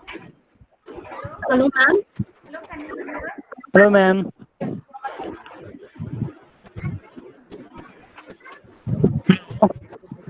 I have a question, please. Yes, please. It's regarding suppose one shopkeeper he purchases one sack full of good sugar, and then he puts it in his in the polythene packs for displaying. Then what sort of labeling should be there on that?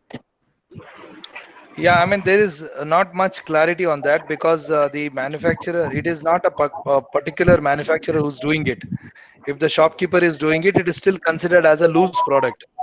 But if you see large supermarket chains, you can see that they do also do this, but they have a sticker pasted on them. But still, they do not have nutrient information because they are selling it as a loose product, not as a packed product. Okay. Okay, Thank but you very much. if They it, don't. ma'am, last question, just related to the previous question only. If we see, if we take it as on point of view of our FSS Act, then that is considered as misbranded because there is no labeling on that. See, it depends. See, if the seller is selling it as a loose product but still putting it in a polythene bag, whether he made the polythene bag in front of you or already made it and kept it ready, it cannot come under the purview of the packed food. But if it is a packed form that is being sold and then has been put as a brand in the shelf, and then it doesn't meet the requirements, it is not just misbranding, it is also mislabeling which comes into the play. It depends on how it is being sold. Okay, yeah, thank you, sir. Thank you so much. Right.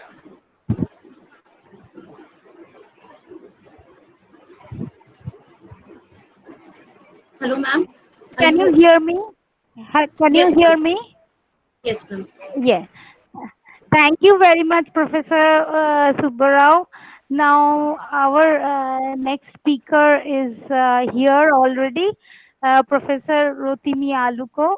And I'm very thankful. I'm grateful. It's a great pleasure to hear Professor Aluko.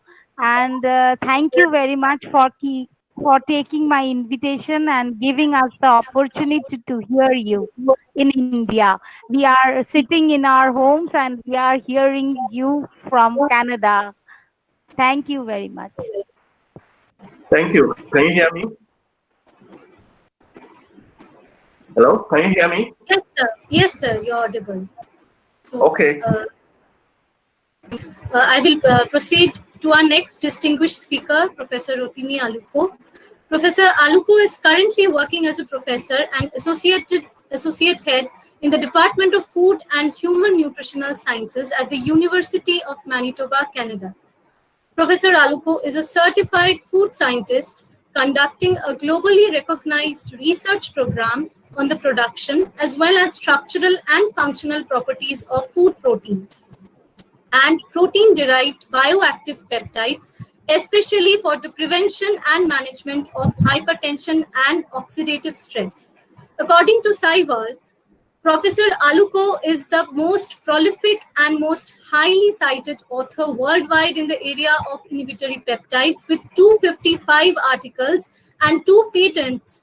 He has also been honored by being named Fellow of the Canadian Institute of Food Science and Technology, the Institute of Food Technologists, and the American Oil Chemists Society.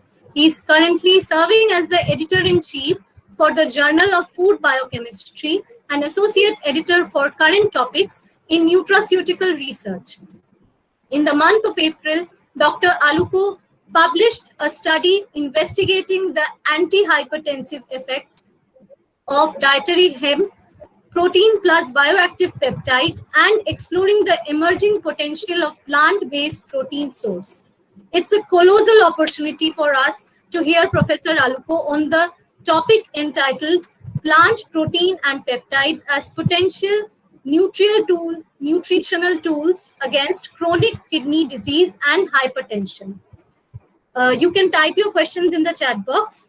Welcome, sir. This is the moment that we have been eagerly waiting for. I would kindly request you to take over the platform. Okay, thank you very much. My apologies. This is my first time of using Google Meet, so I'm not sure how you're going to see my screen. Do you know how I can share my screen so that you can see my presentation? In the right end, lower end, you have present now button. Present now.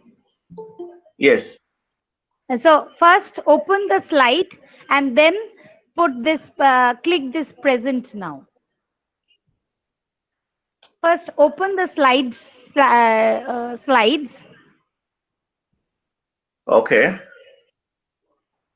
Okay. Yeah, it's open now. Yes. Yes. Then go to this present now button. Okay. Yes.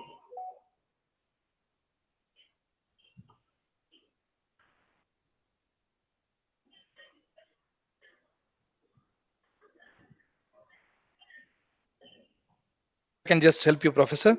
Just go to present now button, and then there is a pop-up of your entire screen, a window, and a Chrome tab, whichever, right? Yeah. Go to entire screen. Click on your entire screen. Okay. Once you click on your entire screen, it asks, there is a window that is coming within the window, right? You just click on that window, then the share button will be enabled.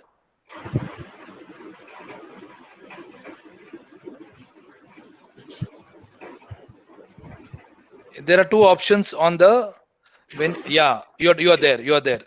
Okay, you can see me now. Thank you, sir. Once we again, can. Dr. Supara. Then put it in the slide, Professor.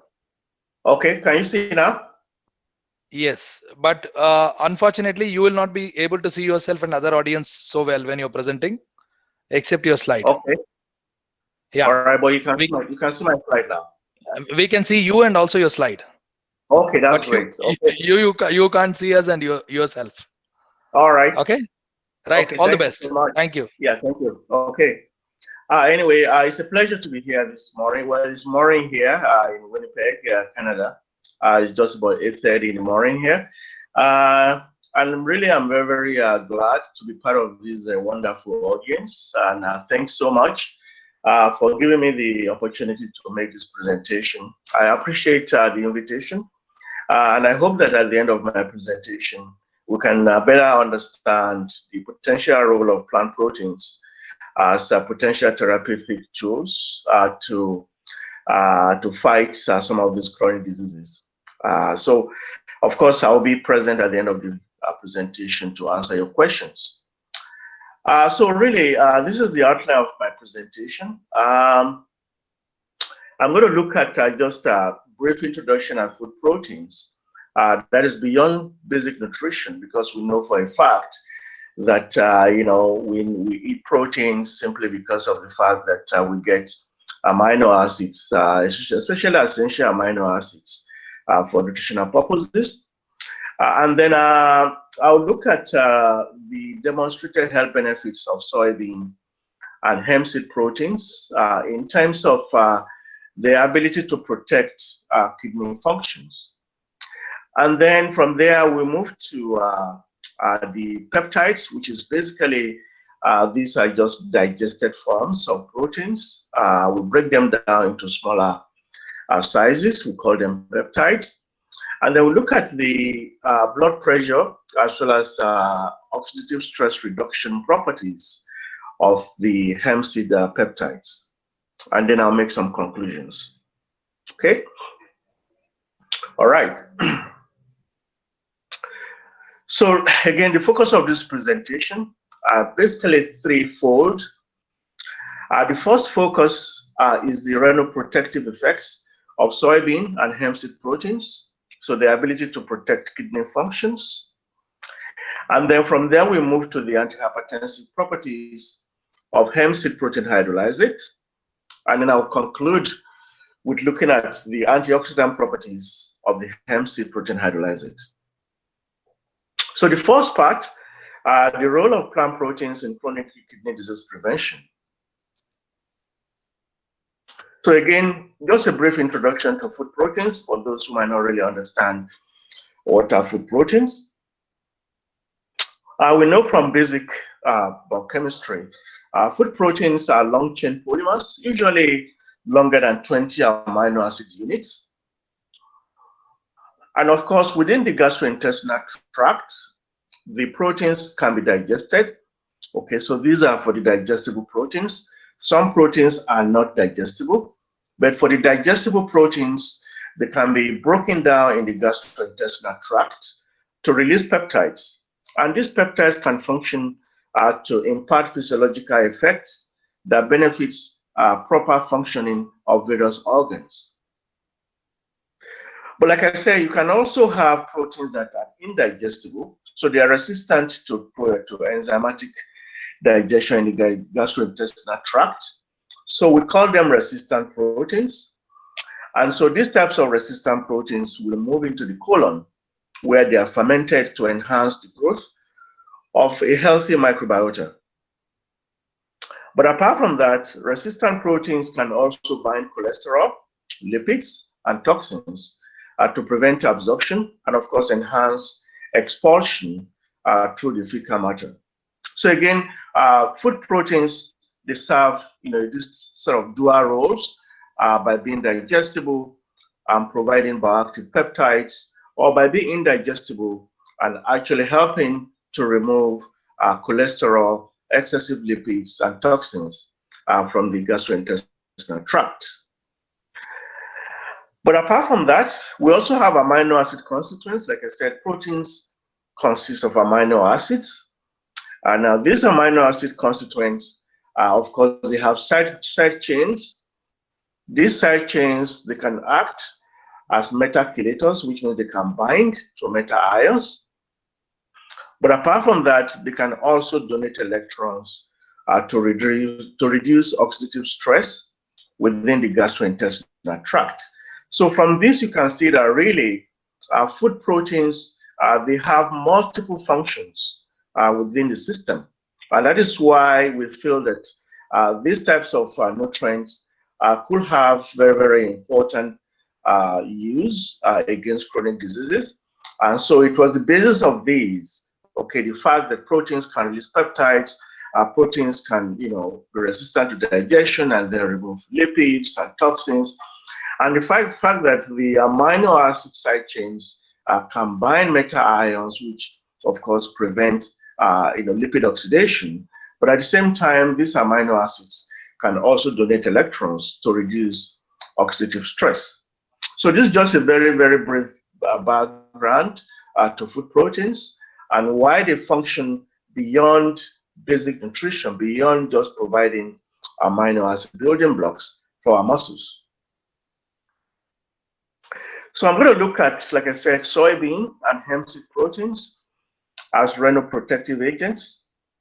Now, basically, the hypothesis behind these is the fact that we know that we feel that dietary hemp seed and pea protein sources will be as renoprotective as soybean when compared to casein, the standard protein in the AIN93 diet for laboratory rodents, commonly used in experimental renal disease. So usually, casein is one of the most popular proteins used in experimental diseases. But we feel that if we replace casein with plant proteins, maybe we could actually protect kidney functions.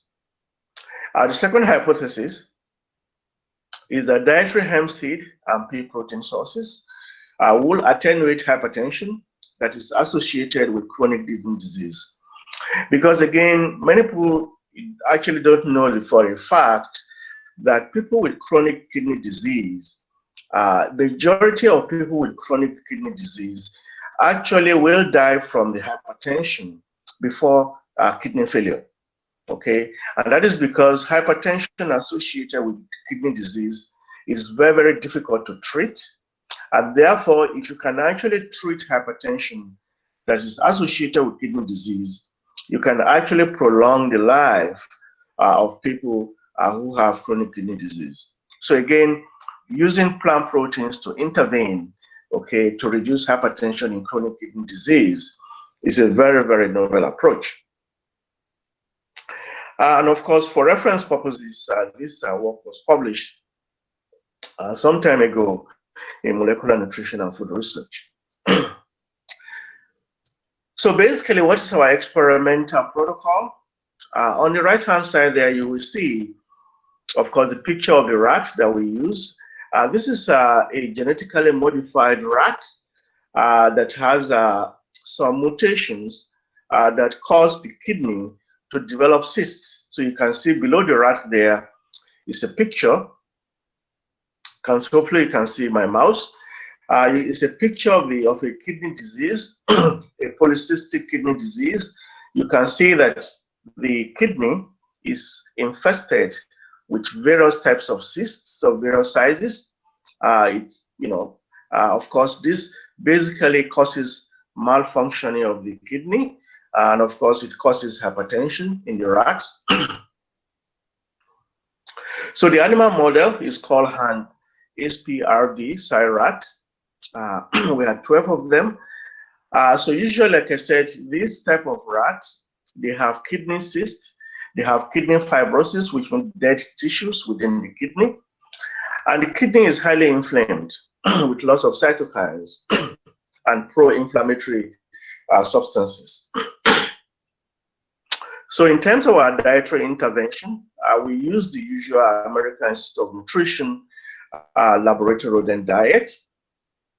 But what we did was basically to replace the casein with plant proteins. So normally 17% of the weight of the diet consists of casein. But in this case, we have replaced casein with hemp protein, pea protein, and soy protein.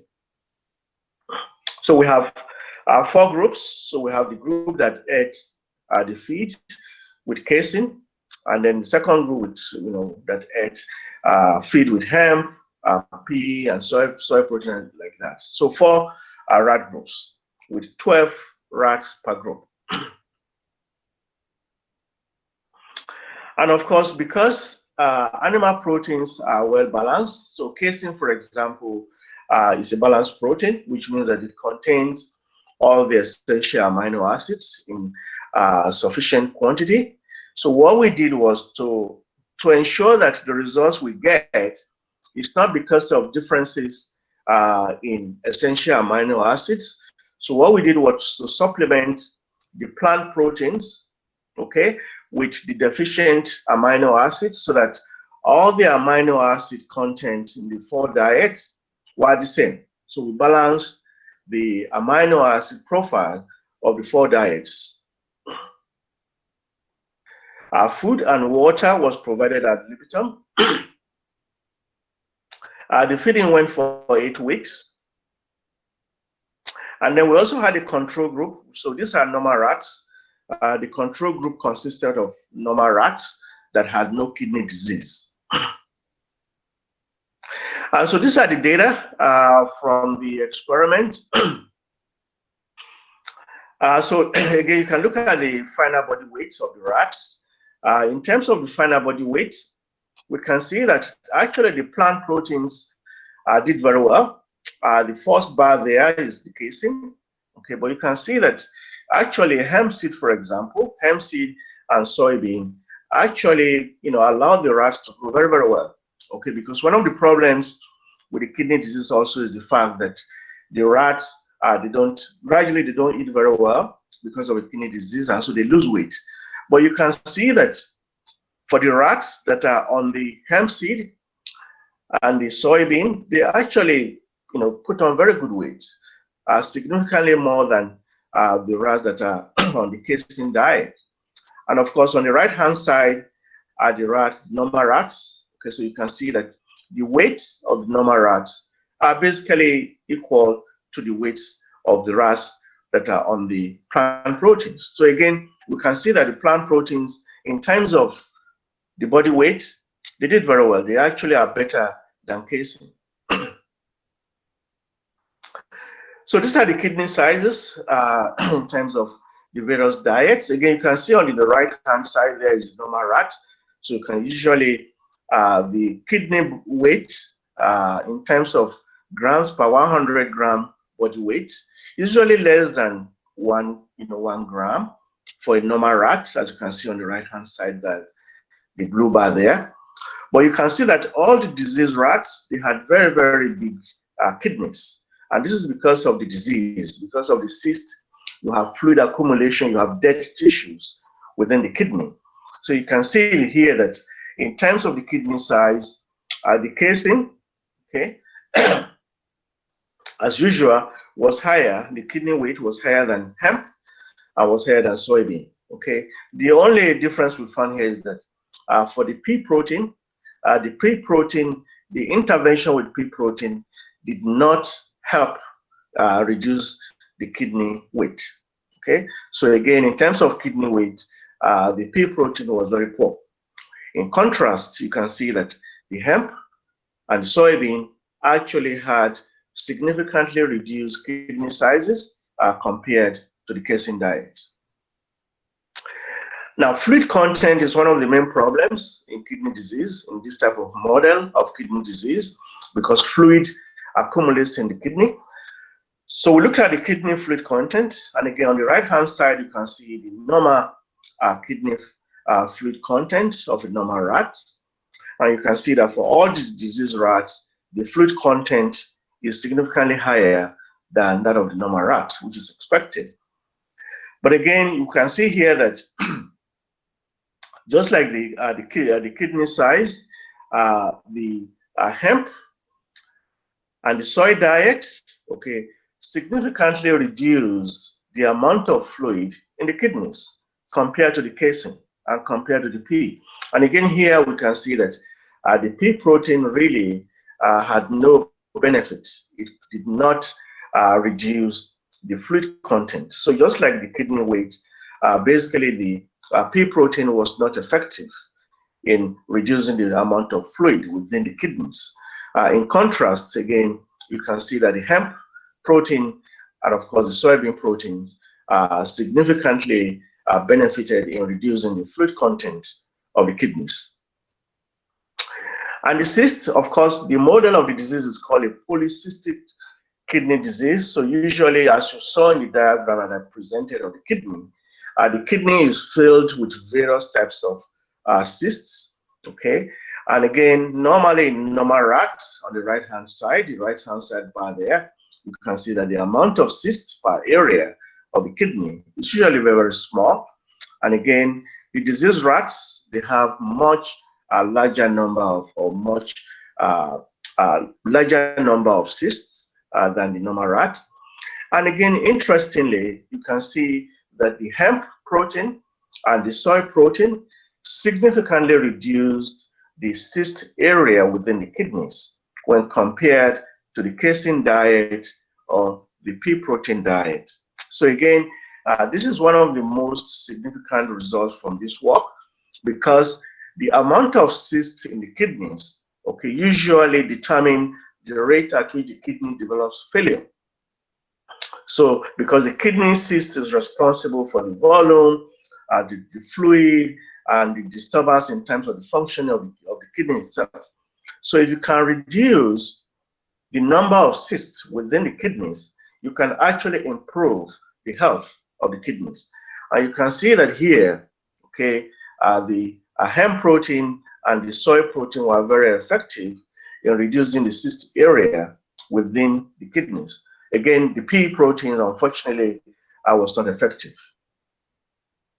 And then, like I said, this type of animal model, like a typical chronic kidney disease, is usually characterized by fibrosis, okay, tissue fibrosis. So these basically are dead tissues, okay, And the dead tissues, of course, reduce the functions of the kidney. Okay, so you can see here again on the right-hand side, you can see that the normal rat almost had no fibrosis. Okay, it shouldn't have any fibrosis because it's a normal rat. But when you look at the kidney, the diseased rats, you can see here loss of fibrosis within the kidneys.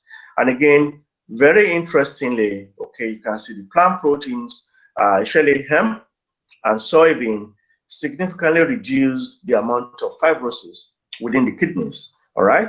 The pea protein had a very small effect, but not very much. Okay. So again, the pea protein was not very effective, whereas the hemp seed protein and the soy protein efficiently or significantly reduce the level of fibrosis within the kidneys. And again, inflammation, like I said, inflammation is one of the key factors that reduce the functioning of the kidneys. So in this case, we looked at chemokine receptor 2. And basically, you can see that in normal rats on the right-hand side, okay, has has significantly lower level of inflammation compared to the diseased rats. And again, you can see that the plant proteins were effective in reducing inflammation. Okay, and in this case, the hemp seed protein and the soy protein had the most effect in reducing inflammation. The pea protein also reduced inflammation, but not really very significantly different from that of the casein. But at least there was some reduction. But in contrast, the hemp seed protein and the soy protein were very effective in reducing inflammation within the kidneys. And then we looked at kidney function itself. So measuring kidney function, we used the urine protein creatinine ratio. Okay, so of course, the more protein you have in the urine, the more diseased the kidneys, because actually your kidney should be able to filter out protein from your urine. So when you have more protein in your urine, it means the kidney is malfunctioning. So again, we can see on the right-hand side should be the normal level of urine protein creatinine ratio for a normal rat. Okay, you can see that addition of soybean protein actually suppressed, the level of protein in the urine. Okay, the hemp seed protein was also effective in a way, but was not too different from that of casein, whereas the pea protein was not effective in reducing the amount of protein within the urine. But again, the soy protein was very, very effective in reducing protein content of the urine. Similarly, we looked at the creatinine content, and again, we can see that the plant proteins, okay, all the three of them were effective in reducing the creatinine function and the creatinine content of the serum. Sorry, this is the serum. That is the plasma, okay, in the blood, the amount of creatinine in the blood. All right. So because when you have damage to the kidneys, okay, then a lot of the creatinine accumulates within the blood. All right. So you can see, for example, for the rats that are on the casein, you can see a very high level of creatinine in the blood. Okay, a normal rat on the right-hand side, you can see lower level of creatinine. Addition of plant proteins to the diet of the rats significantly led to reductions, okay, in creatinine content of the blood. And again, this is the benefit of the plant proteins compared to the casein.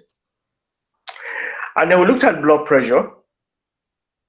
Like I said before, blood pressure is a critical part of kidney disease because usually, most patients with kidney disease will succumb to the disease as a result of hypertension, stroke, okay, before kidney failure. And therefore, if you can control blood pressure in kidney disease, we can actually help the patient, in surviving much longer. Again, when we look at the blood pressure using the tail cuff measurement, on the right-hand side, you can see the normal mean arterial pressure for a normal rat. Again, unfortunately, in this case, even though we saw fairly very small reductions by hemp and soybean, the reductions were not significantly different from those of casein, all right? But of course, the pea protein was not effective at all in having any benefits on the blood pressure of the rats.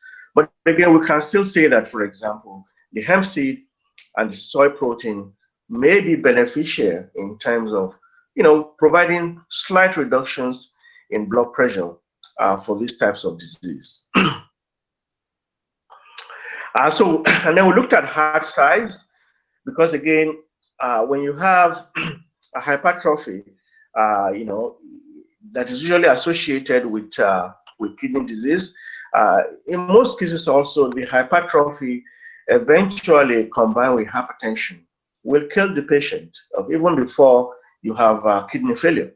And therefore, when you have diets that can reduce the size of the heart, it can be very, very beneficial in prolonging the lives of people with kidney disease. So again, if you look at the data in terms of heart size, on the right-hand side there, you can see a normal rat, the heart size, and then you can see that the hemp seed and the soy protein actually were able to suppress, the increase in heart weight during the disease. And actually, the size of the heart of the rats that ate the hemp seed and the soybean were very similar to that of the normal protein and the normal rats. Sorry. In contrast, the rats that were fed the casein and the pea protein had no benefits. Very, very big sizes of the hearts. So again, the hemp seed and the soybean could serve as a very, very important tool in reducing heart size.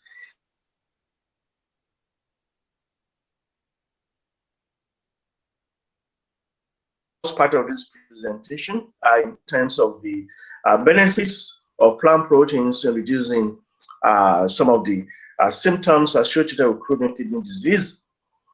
We can see that early treatment with hemp seed maintain normal growth, reduce kidney pathology, improve kidney function, and reduce enlarged heart size. And this was also the same for soybean. So soybean and hemp seed, were fairly, very effective in reducing some of these pathologies associated with chronic kidney disease.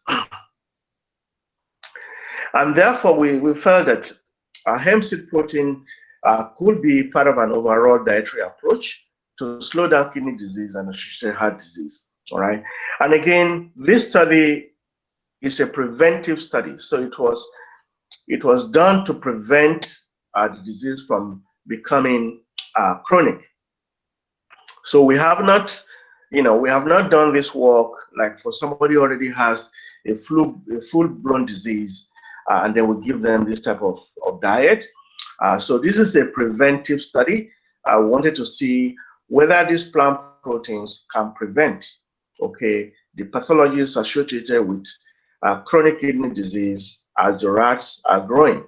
All right. So the next step, of course, will be to look at whether intervention with these plant proteins, for diseases that are already full-blown, whether this intervention will work just like the prevention. So whether treatment will work just like the prevention. All right. So again, we can see that these the two proteins, hemp seed and soybean, are very, very beneficial, and we are studying them further to see how we can actually do a human trial to see whether we can have an effect in human beings. All right. So that is the protein. So I'm going to go briefly to the hydrolyzate. So a brief introduction to peptides. Of course, like we said before, if you remember, we said proteins usually consist of amino acids that are more than 20 units. So in the reverse, peptides contain amino acids, that are less than 20 units. So you have less than 20 units on the chain. All right, we call them peptides, and they are basically shorter forms of proteins. Now, usually we produce these peptides through in vitro hydrolysis of proteins using microbia and animal proteases. So these are basically custom-made hydrolysis of proteins to produce certain types of peptides. Now, remember that these peptides, they're usually, they could be short or long, so they could be up to 20 units. And therefore, in the gastrointestinal tract, it is possible that some of these peptides are further broken down prior to absorption. Now, so if broken down in the gastrointestinal tract, what it means is that, it may produce one or more new bioactive sequences, or it may actually become inactive. So sometimes you might have a long chain peptide that is very active in vitro, but when you provide it to an animal, you see that there's no effect. So it means that in the gastrointestinal was broken down into inactive sequences. So within the gastrointestinal tract, upon absorption into blood circulation, the peptides act as modulators of target metabolic pathways, basically to attenuate or to enhance reactions that cause diseases or contribute to good health outcomes. All right. So again, we can use peptides for various interventions, for hypertension, for cancer. Sorry, Professor. Can you Yes. please again present? Sorry? Sorry, Can I do what? Sir, The sir, slide. pardon, can you please again present your screen? Due to some technical fault, it has again. Oh. It is not. So I should present my skin again? Yes, sir. Okay, then I have to go back.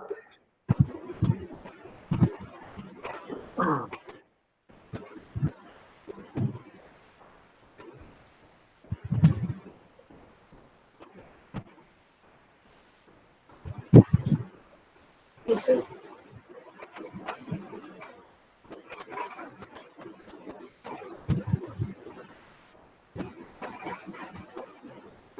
Can you see now? Yes, yes, sir. It is visible. Thank you, sir. Okay. So apologies there. So again, in the gastrointestinal tract, these peptides will be absorbed, and then they can, basically interfere with various metabolic pathways to reduce disease. In this case, I'm going to look at basically antihypertensive and antioxidant hemp seed properties. Hemp seed protein hydrolysates.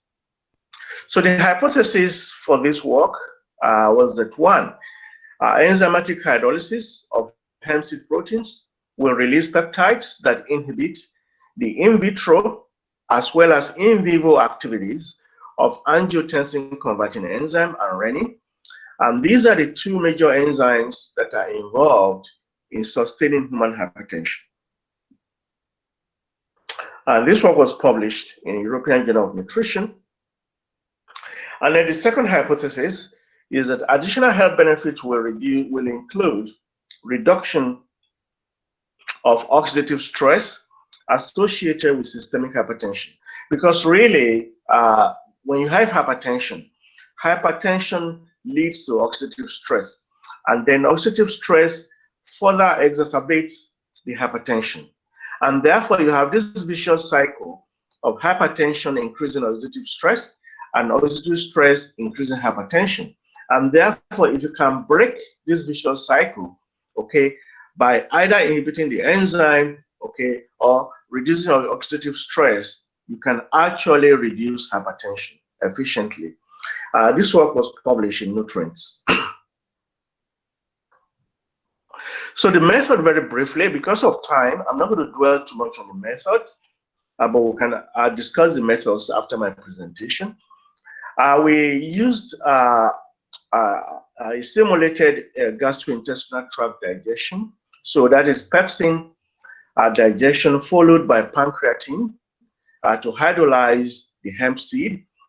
And then after hydrolysis, the hydrolyzed was ultrafiltered through a membrane, a 5 kilodalton membrane, and the permeate was collected and freeze-dried as hydrolyzers. So the permeate basically consisted of peptides with sizes less than 5 kilodalton. Okay, and the whole purpose of these are twofold. One, the pepsin and pancreatin digestion was carried out, okay, so that it simulates the digestive tract, so that when we feed the peptide to the animal, all right, or to a human being, we don't have further breakdown of the peptide. Remember I said that earlier on, you can have additional breakdown of the peptides that can inactivate the peptide. So we don't want this to happen. And therefore, we pre-digested by simulating what will happen in the gastrointestinal tract. And then we use very small peptides to ensure rapid absorption of these peptides. So renin-ACE and antioxidant assays were conducted using standard methods. We had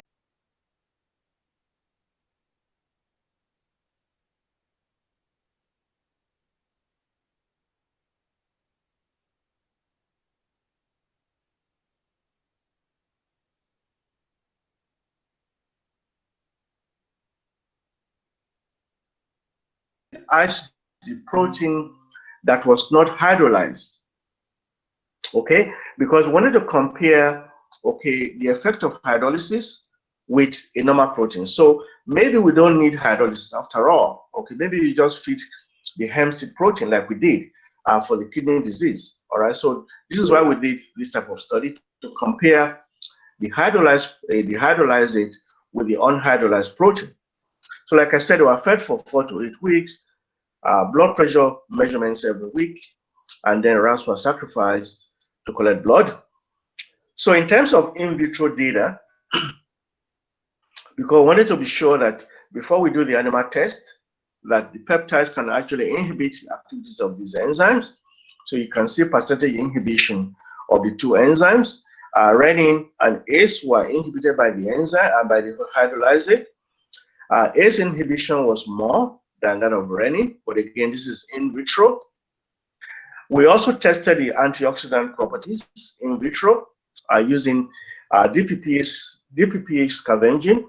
Okay, the first one on the left, and then the red bar shows the hydroxy radical scavenging ability, and then the blue bar shows the superoxide radical, and the green bar shows the metachelation.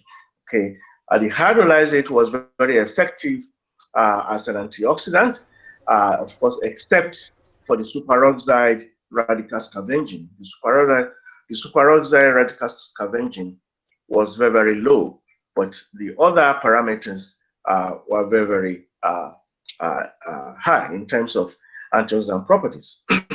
So now we know that in vitro, the hydrolyzed has ability to inhibit the enzymes as well as to scavenge free radicals. So now what happens within the rat itself? So these are the hypertension results. So again, like I said, we had the prevention stage and the treatment phase.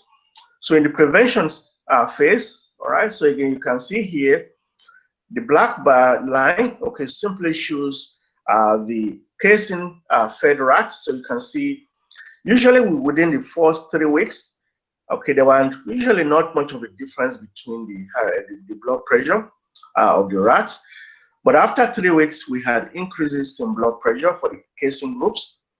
Interestingly, the hemp seed group, the hemp seed protein that was fed, the group that was fed hemp seed protein, unhydrolyzed hemp seed protein, you can see the red line. You can see that there was no increase in blood pressure. The hemp seed actually prevented the increase in blood pressure. Okay. In contrast, the hydrolyzed, apart from preventing the increase in blood pressure, the 2 levels of hydrolyzed actually reduced, okay, the blood pressure. So you can see here from the 4th week, you can see a reduction in blood pressure compared to the unhydrolyzed protein. So again, telling us that the hydrolysis is more effective, okay, than just giving the unhydrolyzed protein. Similarly, in the treatment phase, you can see here in the treatment phase. So these are rats that have, okay, high blood pressure already. They have hypertension, and they will give them these feeds. And you can see for the casein, basically no change in the blood pressure. In contrast, for both the protein and the hydrolyzer, you can see very, very significant reductions in blood pressure at the treatment phase. So again, telling us that it can treat, telling us that the hydrolyzate and the protein can treat and can prevent hypertension in this animal model. So again, in terms of the content level of enzymes in the plasma, like I said, ACE and renin are the two most important enzymes for human hypertension. So at the prevention stage, you can see here, okay, that for the casein diet is the highest. When we add the hydrolyzate, we had decreases in the level of ACE activity, okay, decrease also with the unhydrolyzed protein, but not as effective as the hydrolyzed proteins. Similar results for the treatment phase, okay. In terms of renin, the same thing, okay, we can see that the hydrolyzate was able to suppress the level of renin in the plasma, okay, compared to both the unhydrolyzed protein and the casein, all right? So again, these results correlate with the blood pressure decreases. And at the treatment phase, the same thing, okay, we had significant decreases in the level of renin in the blood compared to casein, okay, actually for the hydrolyzate, okay. The unhydrolyzed protein also produced a significant decrease, but not as good as the hydrolyzed proteins. So when we got those results, when we got these results with the rats, okay, the next thing, of course, is to test it on human beings. But of course, because before we could do that, we need money. So we thought, okay, the best thing is basically to do a very small trial, a very small human trial, before we can apply for, for a grant to do a human study. And so we did a very, very, what we call a preclinical study with 4 human volunteers, 3 grams per day, okay? And these are the data for the the systolic blood pressure on the left, the red bars. The trial period was for 4 weeks. Each human volunteer consumed 3 grams per day, 3 grams of the protein hydrolyzate per day. And for the systolic blood pressure on the left, the red bars, you can see that for the hydrolyzate, okay, compared to the placebo, there was a decrease, even though we had overlap, because again, we had very, very small number of participants. Okay, same results were obtained for the diastolic blood pressure. You can see a net change of -7 for the systolic blood pressure, and a net change of -4 for the diastolic blood pressure. Okay, so this preclinical, data allowed us to actually go and get additional. We're able to use this data to convince the granting agency that this hemp seed hydrolyzate has potential as an antihypertensive agent in human beings. And we actually use this data to get the grant. So, and I'll talk about the grant later on. But apart from the hypertension, we also looked at the antioxidant properties of the hemp seed hydrolyzate. Now, we looked at the ability to increase superoxide dismutase. This enzyme is responsible for detoxifying superoxide radical. Okay, superoxide radical is one of the most damaging radicals in the body, and it's associated with hypertension. And so, when we have increase in superoxide dismutase, it can actually help to detoxify the superoxide radical and also help reduce hypertension. And as you can see, the hydrolyzates, okay, and the unhydrolyzed protein increase the level of this enzyme, okay, significantly more than what we have in the control, in the casein diet, all right? Both at the preventive, all right, and also at the treatment phase. Okay, there were increases in the level of this enzyme. We also looked at catalase, because again, we know catalase is responsible for detoxifying hydrogen peroxide. And again, we can see that at the prevention stage, in this case, only the hydrolyzates were effective in increasing the level of catalase. The unhydrolyzed protein was not very effective in increasing the level of catalyst, actually decrease the level of catalyst. But we can see that the hydrolyzate significantly increase the level of catalyst at the prevention stage and also at the treatment phase. Okay, at the treatment phase, usually only the 1% hemp seed hydrolyzate feed was significantly different from that of the casein diet. But again, showing us that these diets, especially the hydrolyzate, can help the body to increase the level of catalase to deal with the level of the increased level of hydrogen peroxide because of hypertension. And then we looked at the total peroxide level, all right, because total peroxide level can give us an indication of the level of oxidative stress. At the prevention stage, we can see again that the hemp seed hydrolyzate, actually at the 1% level, was able to reduce the level of total peroxides in the plasma, all right? And again, it was significantly more than that of the control, okay? The 1%, was better than the unhydrolyzed protein. Similarly, at the treatment phase, we also saw decreases in the level of plasma peroxides. And again, the 1% hydrolyzate, was most effective, in reducing the plasma level of peroxides.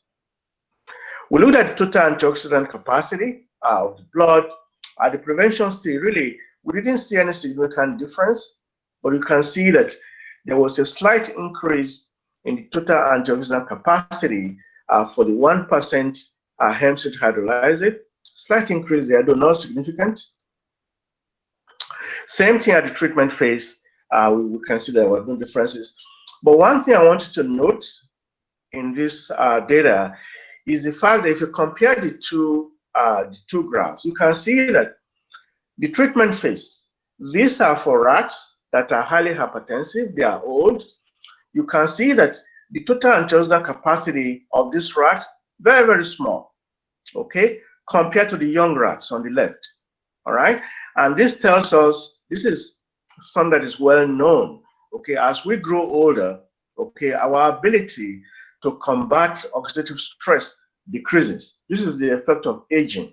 So you can see that these old rats in the treatment phase, you can see that their total antioxidant capacity, all of them, very, very low. They are not able to cope very well with oxidative stress compared to the left, the prevention phase, where these are young animals. You can still see here, the young animals, they have very, very high capacity to deal with oxidative stress. But as they grow older, they lose this capacity. And unfortunately, the diets of hemp seed hydrolyzate or the hemp seed protein could not rescue this total antioxidant capacity depression. So in summary, what did we achieve in this work? We could see that hemp seed protein and the enzymatic protein hydrolyzate prevented, not only prevented, but also actually treated the hypertension in these rats, which is very, very good. But of course, we also saw that the digested protein, the protein hydrolyzate, was more effective than the unhydrolyzed protein, all right? So again, the hydrolyzate will be of better choice, in treating this type of hypertension. And therefore, pre-digestion proved to be an effective means of enhancing the bioactive property of hemp seed proteins. And more importantly, apart from the ability to reduce hypertension, is the fact that the hydrolyzate also was able to reduce the oxidative stress, all right, by reducing plasma peroxide levels while increasing plasma antioxidant enzymes. So if you remember, I said that hypertension, chronic hypertension, all right, is a vicious cycle of high blood pressure and high oxidative stress. And therefore, if you are able to intervene, not only to reduce blood pressure, but to also reduce oxidative stress, you can effectively treat hypertension. And that's what we're showing here in this work, that this hydrolyzate not only can reduce blood pressure, but it can also reduce oxidative stress, which is very, very significant. And therefore, the product has the potential to be used as a single alternative, all right? Instead of having separate agents that will treat hypertension, and then you have a separate agent that treats the oxidative stress, you can actually use this product, okay, as a single agent, okay, to treat both the hypertension condition and the oxidative stress condition, okay? And this can actually be very useful in the treatment of various cardiovascular diseases. And so, like I said before, that the preclinical trial, okay, suggested the potential that this hydrolyzate will work in human beings, and therefore we obtained the grant, and we are currently conducting the human intervention trial here in Winnipeg. Okay, we have some volunteers that are taking this hydrolyzate, and we're trying to see whether we can replicate the results that we obtained in the rats in the human beings. And so if we're able to see similar effects of the hydrolyzate in human beings, just like we saw in the rats, then we're able to actually have a health claim for this product, and we're able to use it to intervene as a natural product instead of drugs to treat hypertension. And so this is the protocol for the human trial. We published the protocol in Trias recently, a double-blind randomized crossover trial protocol of whole hemp seed protein and hemp seed hydrolyzate consumption for hypertension. And again, here we are comparing both the hydrolyzate and the protein, okay, the unhydrolyzed protein in a human trial to see whether they are effective in reducing hypertension and oxidative stress. And so that's the end of my presentation. But before I stop for questions, I just, of course, like to thank my past and present students. Of course, this type of work cannot be achieved by one person. Really, I would say that the credit, most of the credit go to my students, my past collaborators, research collaborators, who actually did the work and made it possible for us to, generate this type of data. And of course, the work would not have been possible without financial support. And so we have funding from the Natural Science and Engineering Research Council of Canada, the Manitoba Agri-Food Research and Development Initiative, and lastly but not the least, the Advanced Foods and Materials Network of Center of Excellence. All these three agencies provided funding that allowed us to generate this data. So thank you very much, and I'll be very glad to answer questions. Thank you, Professor Rotimi. I'm overjoyed, excited that I can talk to you directly. Sorry, Orpita, I'm taking this chance of directly communicating Professor Rotimi. Yes, ma'am, sure. Sir, I work also in this field with mustard protein and sesame protein hydrolyzates. So we have many questions from your talk. We are excited. We have many questions. So let us start the questions. Can someone suffering from portal hypertension and with decompensated liver take soy proteins?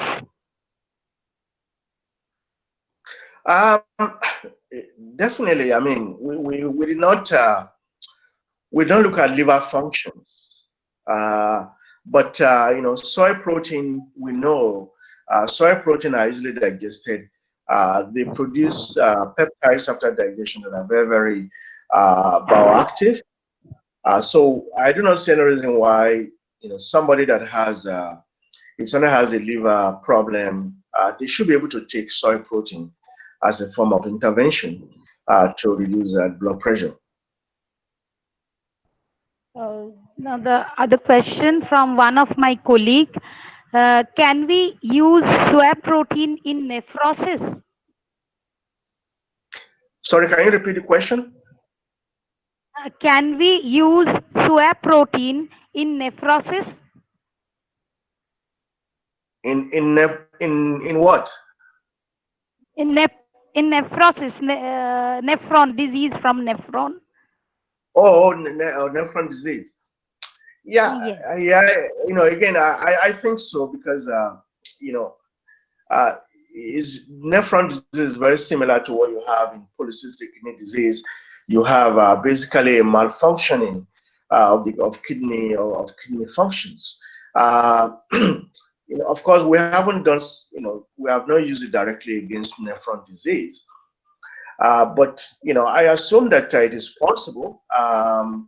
It's just that, again, I cannot say yes or no, but until the work is actually done, Okay.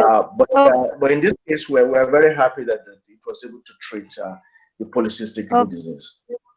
Okay. Now I'm going to your bioactive peptide, works on bioactive peptides.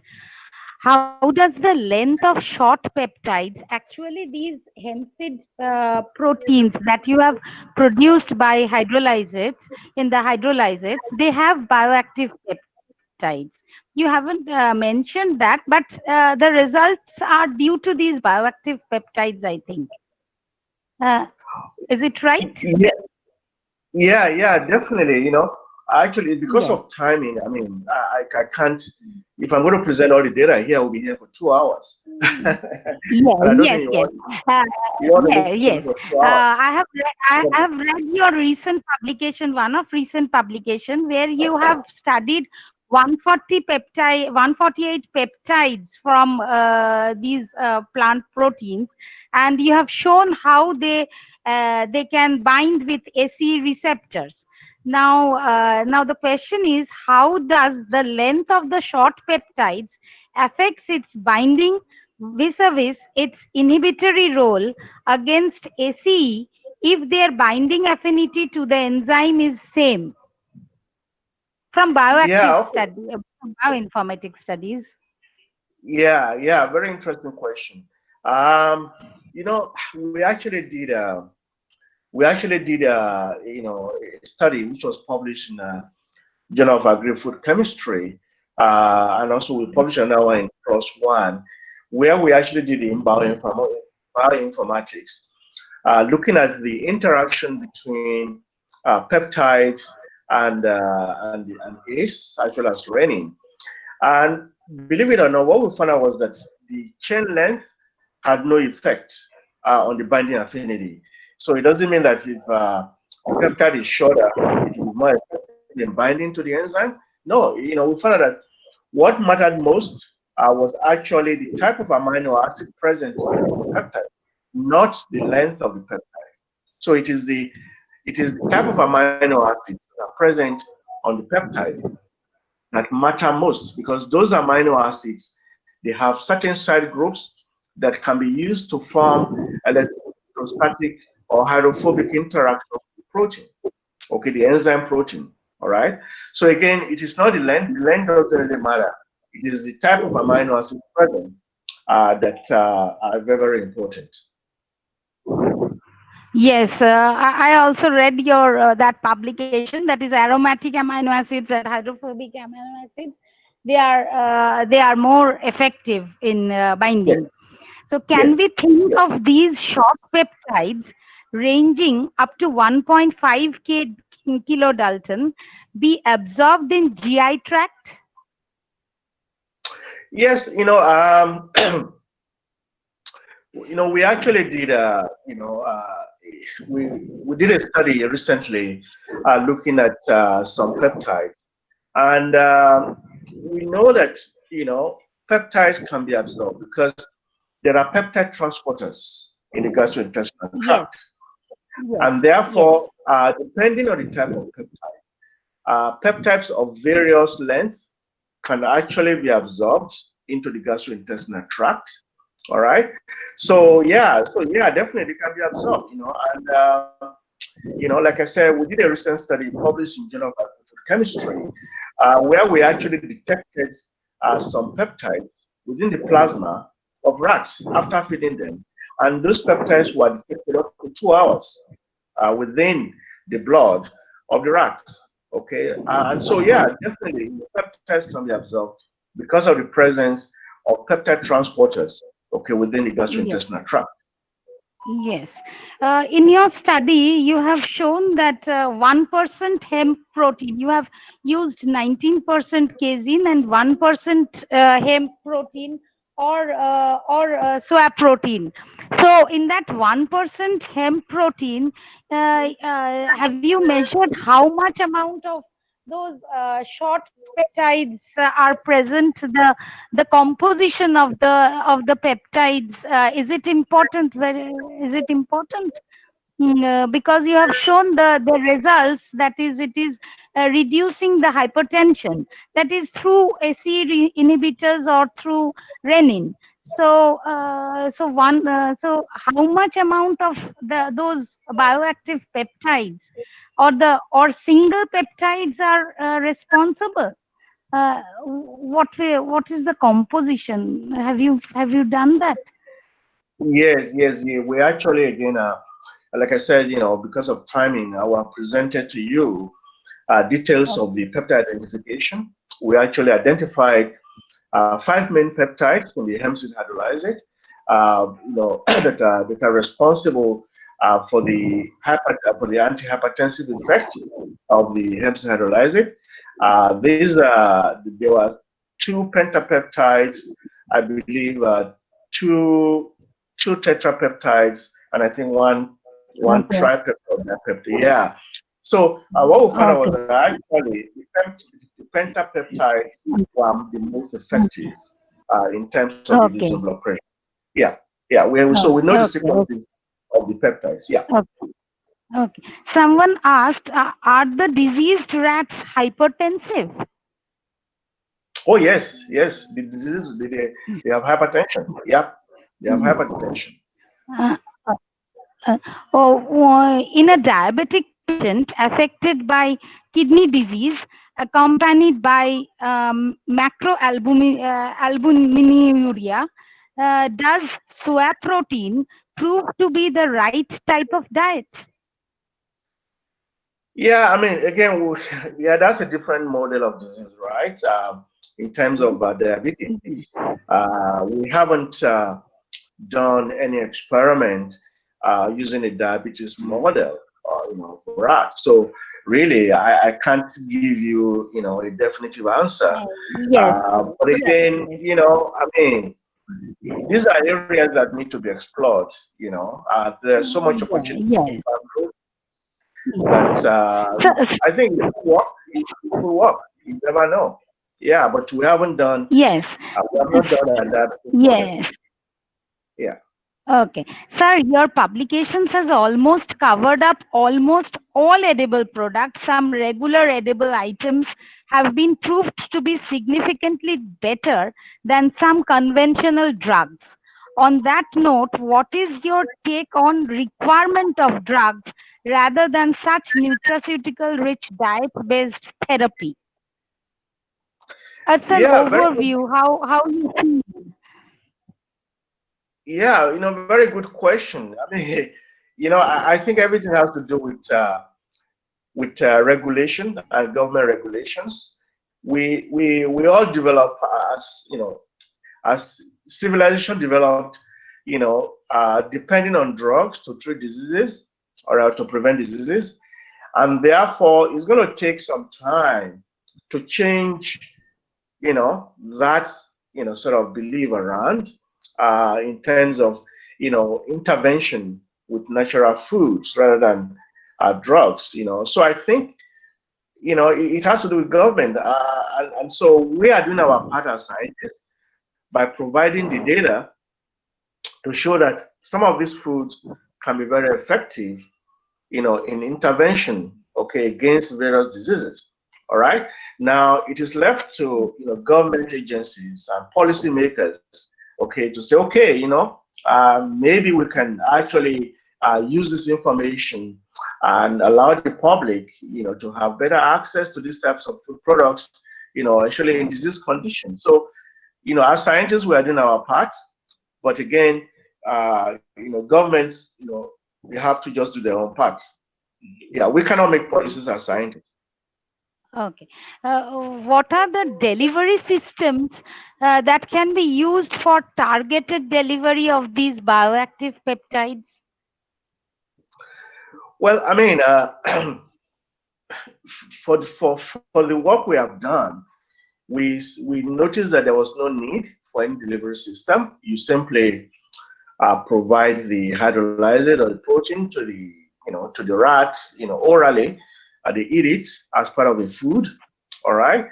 But if you have a case whereby you need to protect the integrity of the peptide, then you can encapsulate them. There are some encapsulation work that has been done using various materials like polysaccharides, to encapsulate the peptides and protect the peptides from digestion until they can be absorbed.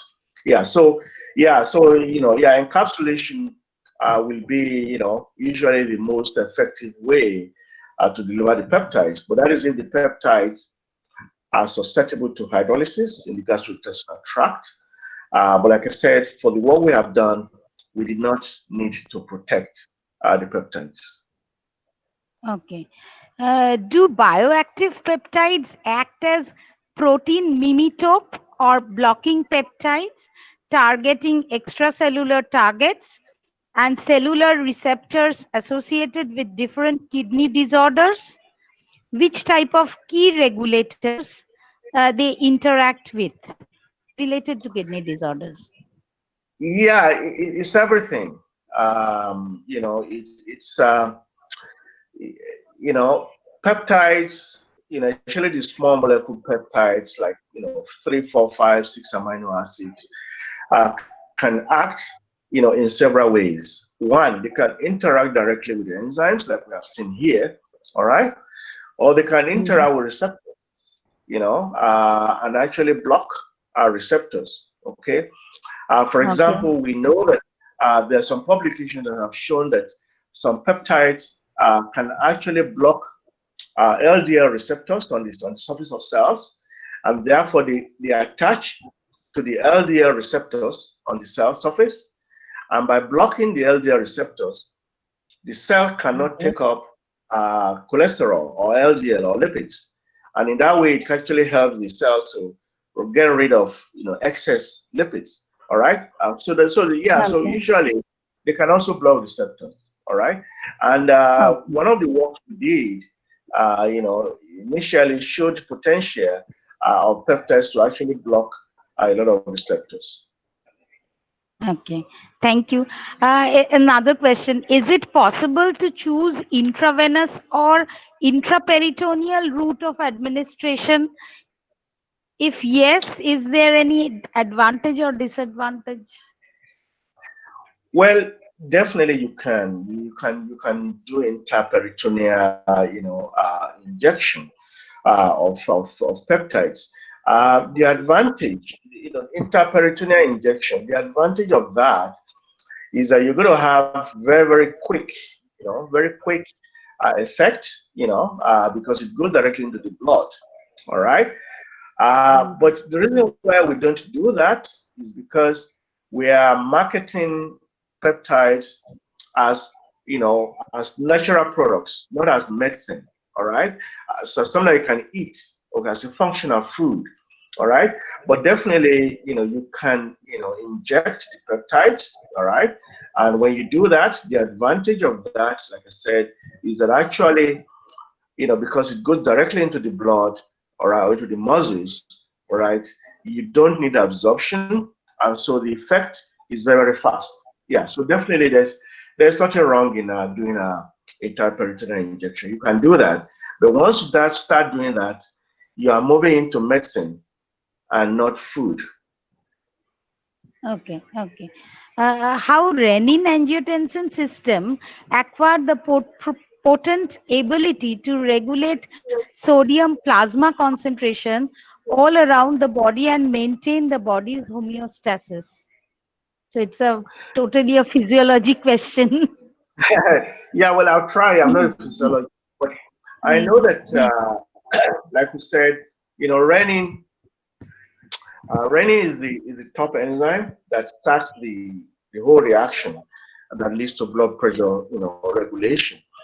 So renin will catalyze the reaction that produces angiotensin 1. All right, and then ACE, then breaks down angiotensin 1 to give you angiotensin 2. All right, angiotensin 2 is responsible, for blood pressure contraction. All right, but at the same time, angiotensin 2, also reduces the ability of us to expel ions, to expel ions from our urine, and therefore actually tells the system to retain fluid, to retain ions. All right, and so I think that is the relationship, basically, the fact that angiotensin 2, is a product that not only tells your blood vessels to contract, but it also tells your system to retain fluid. Okay. Thank you very much. We have many questions relating to the diet and swelling of feet, and on the dose of the protein, and on hypertensive patients, the how much soy protein and hemp protein should be included in the first stage of CKD in a hypertensive patient. So there are many questions from the dietary point of view. Do you love to answer them? Then I can put them. I have time. Yes, So yes. let's go on. Okay. How much soy protein and hemp protein should be included in the first stage of CKD in a hypertensive patient? Right now we are using a 3 grams per day. 3 grams of hemp seed protein per day. And again, you have to remember that the advantage of food is that unlike drugs, they are not toxic. So that actually, if you increase the dose from 3 grams to 5 grams to 10 grams, it's not likely to cause any toxic effect. But we are seeing that the minimum dose where we are actually seeing benefits is 3 grams of the protein per day. Okay. How much amount of plant protein is recommended for a hypertensive patient to take as a dietary requirement? Yeah, again, like I said, it's still the same thing. Minimum is 3 grams per day. All right. But like I said, you can increase it because again, it's not drug, it's not toxic. So if you eat more, it doesn't mean that you're going to get sick. But at least minimum of 3 grams per day. Does hemp protein possess any issues with digestion, as it also contains a relative amount of fiber in it? Not really. Actually, the hemp protein we use usually contain maybe about I think usually about 7-8% fiber. Okay. So, and again, fiber itself, it's an advantage, right? Because we know that fiber helps us to build a very healthy microbiota, and so the presence of fiber in the protein, in the hemp seed protein product, is not a negative thing. Okay, it actually is good because fiber is good for your body. Yeah. Yes. Can you please enlighten some effects of bioactive peptides to increase our immune health in this pandemic? Because we are also working with bioactive peptides and its role in immunity. Can you enlighten us in that way? Yes, I mean, like I said, peptides have various functions. And actually, one of the works we did about 5-6 years ago, which was also published in the European Journal of Nutrition, looked at the immunomodulatory abilities of pea proteins and peptides. And we were able to demonstrate that pea peptides can actually enhance the immune reaction.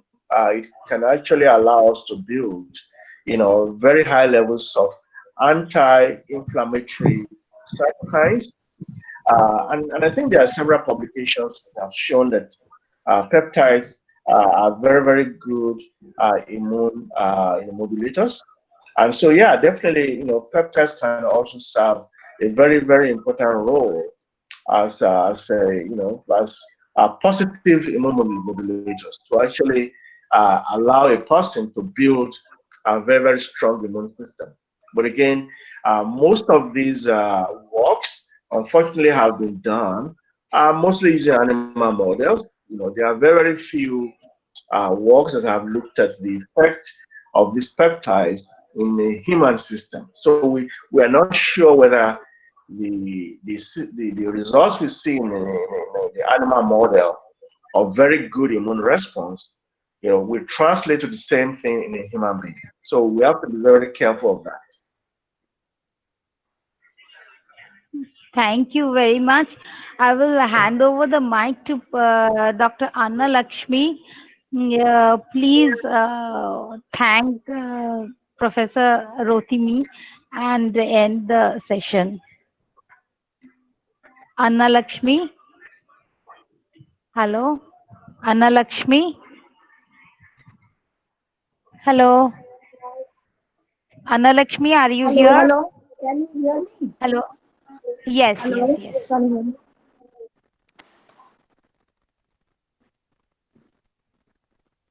Thank you so much, sir, for your enriching lecture on the hypertension and protein hydrolysates, as well as the connection between the disease conditions. There was great response from everyone, and you have answered all their queries. I take this time to thank you, everyone, and we appreciate everyone being here. Thank again for joining us today, and we'll see you or meet you the next day. Thank you, sir. Thank you very much. I want to thank again the department and everybody present for inviting me. And it's been a very, very wonderful discussion. I enjoyed my my interaction with everybody. And thank you so much. And hopefully we'll have opportunities in the future to interact again. Thank you very much. Hello. I also take this opportunity to thank Dr. Subbarao. Actually, we have been in a very much hurry. We have just missed the chance to thank sir Thank you very much, sir, for your good presentation. And there was also great response from the participants from your lecture too. Thank you very much, sir.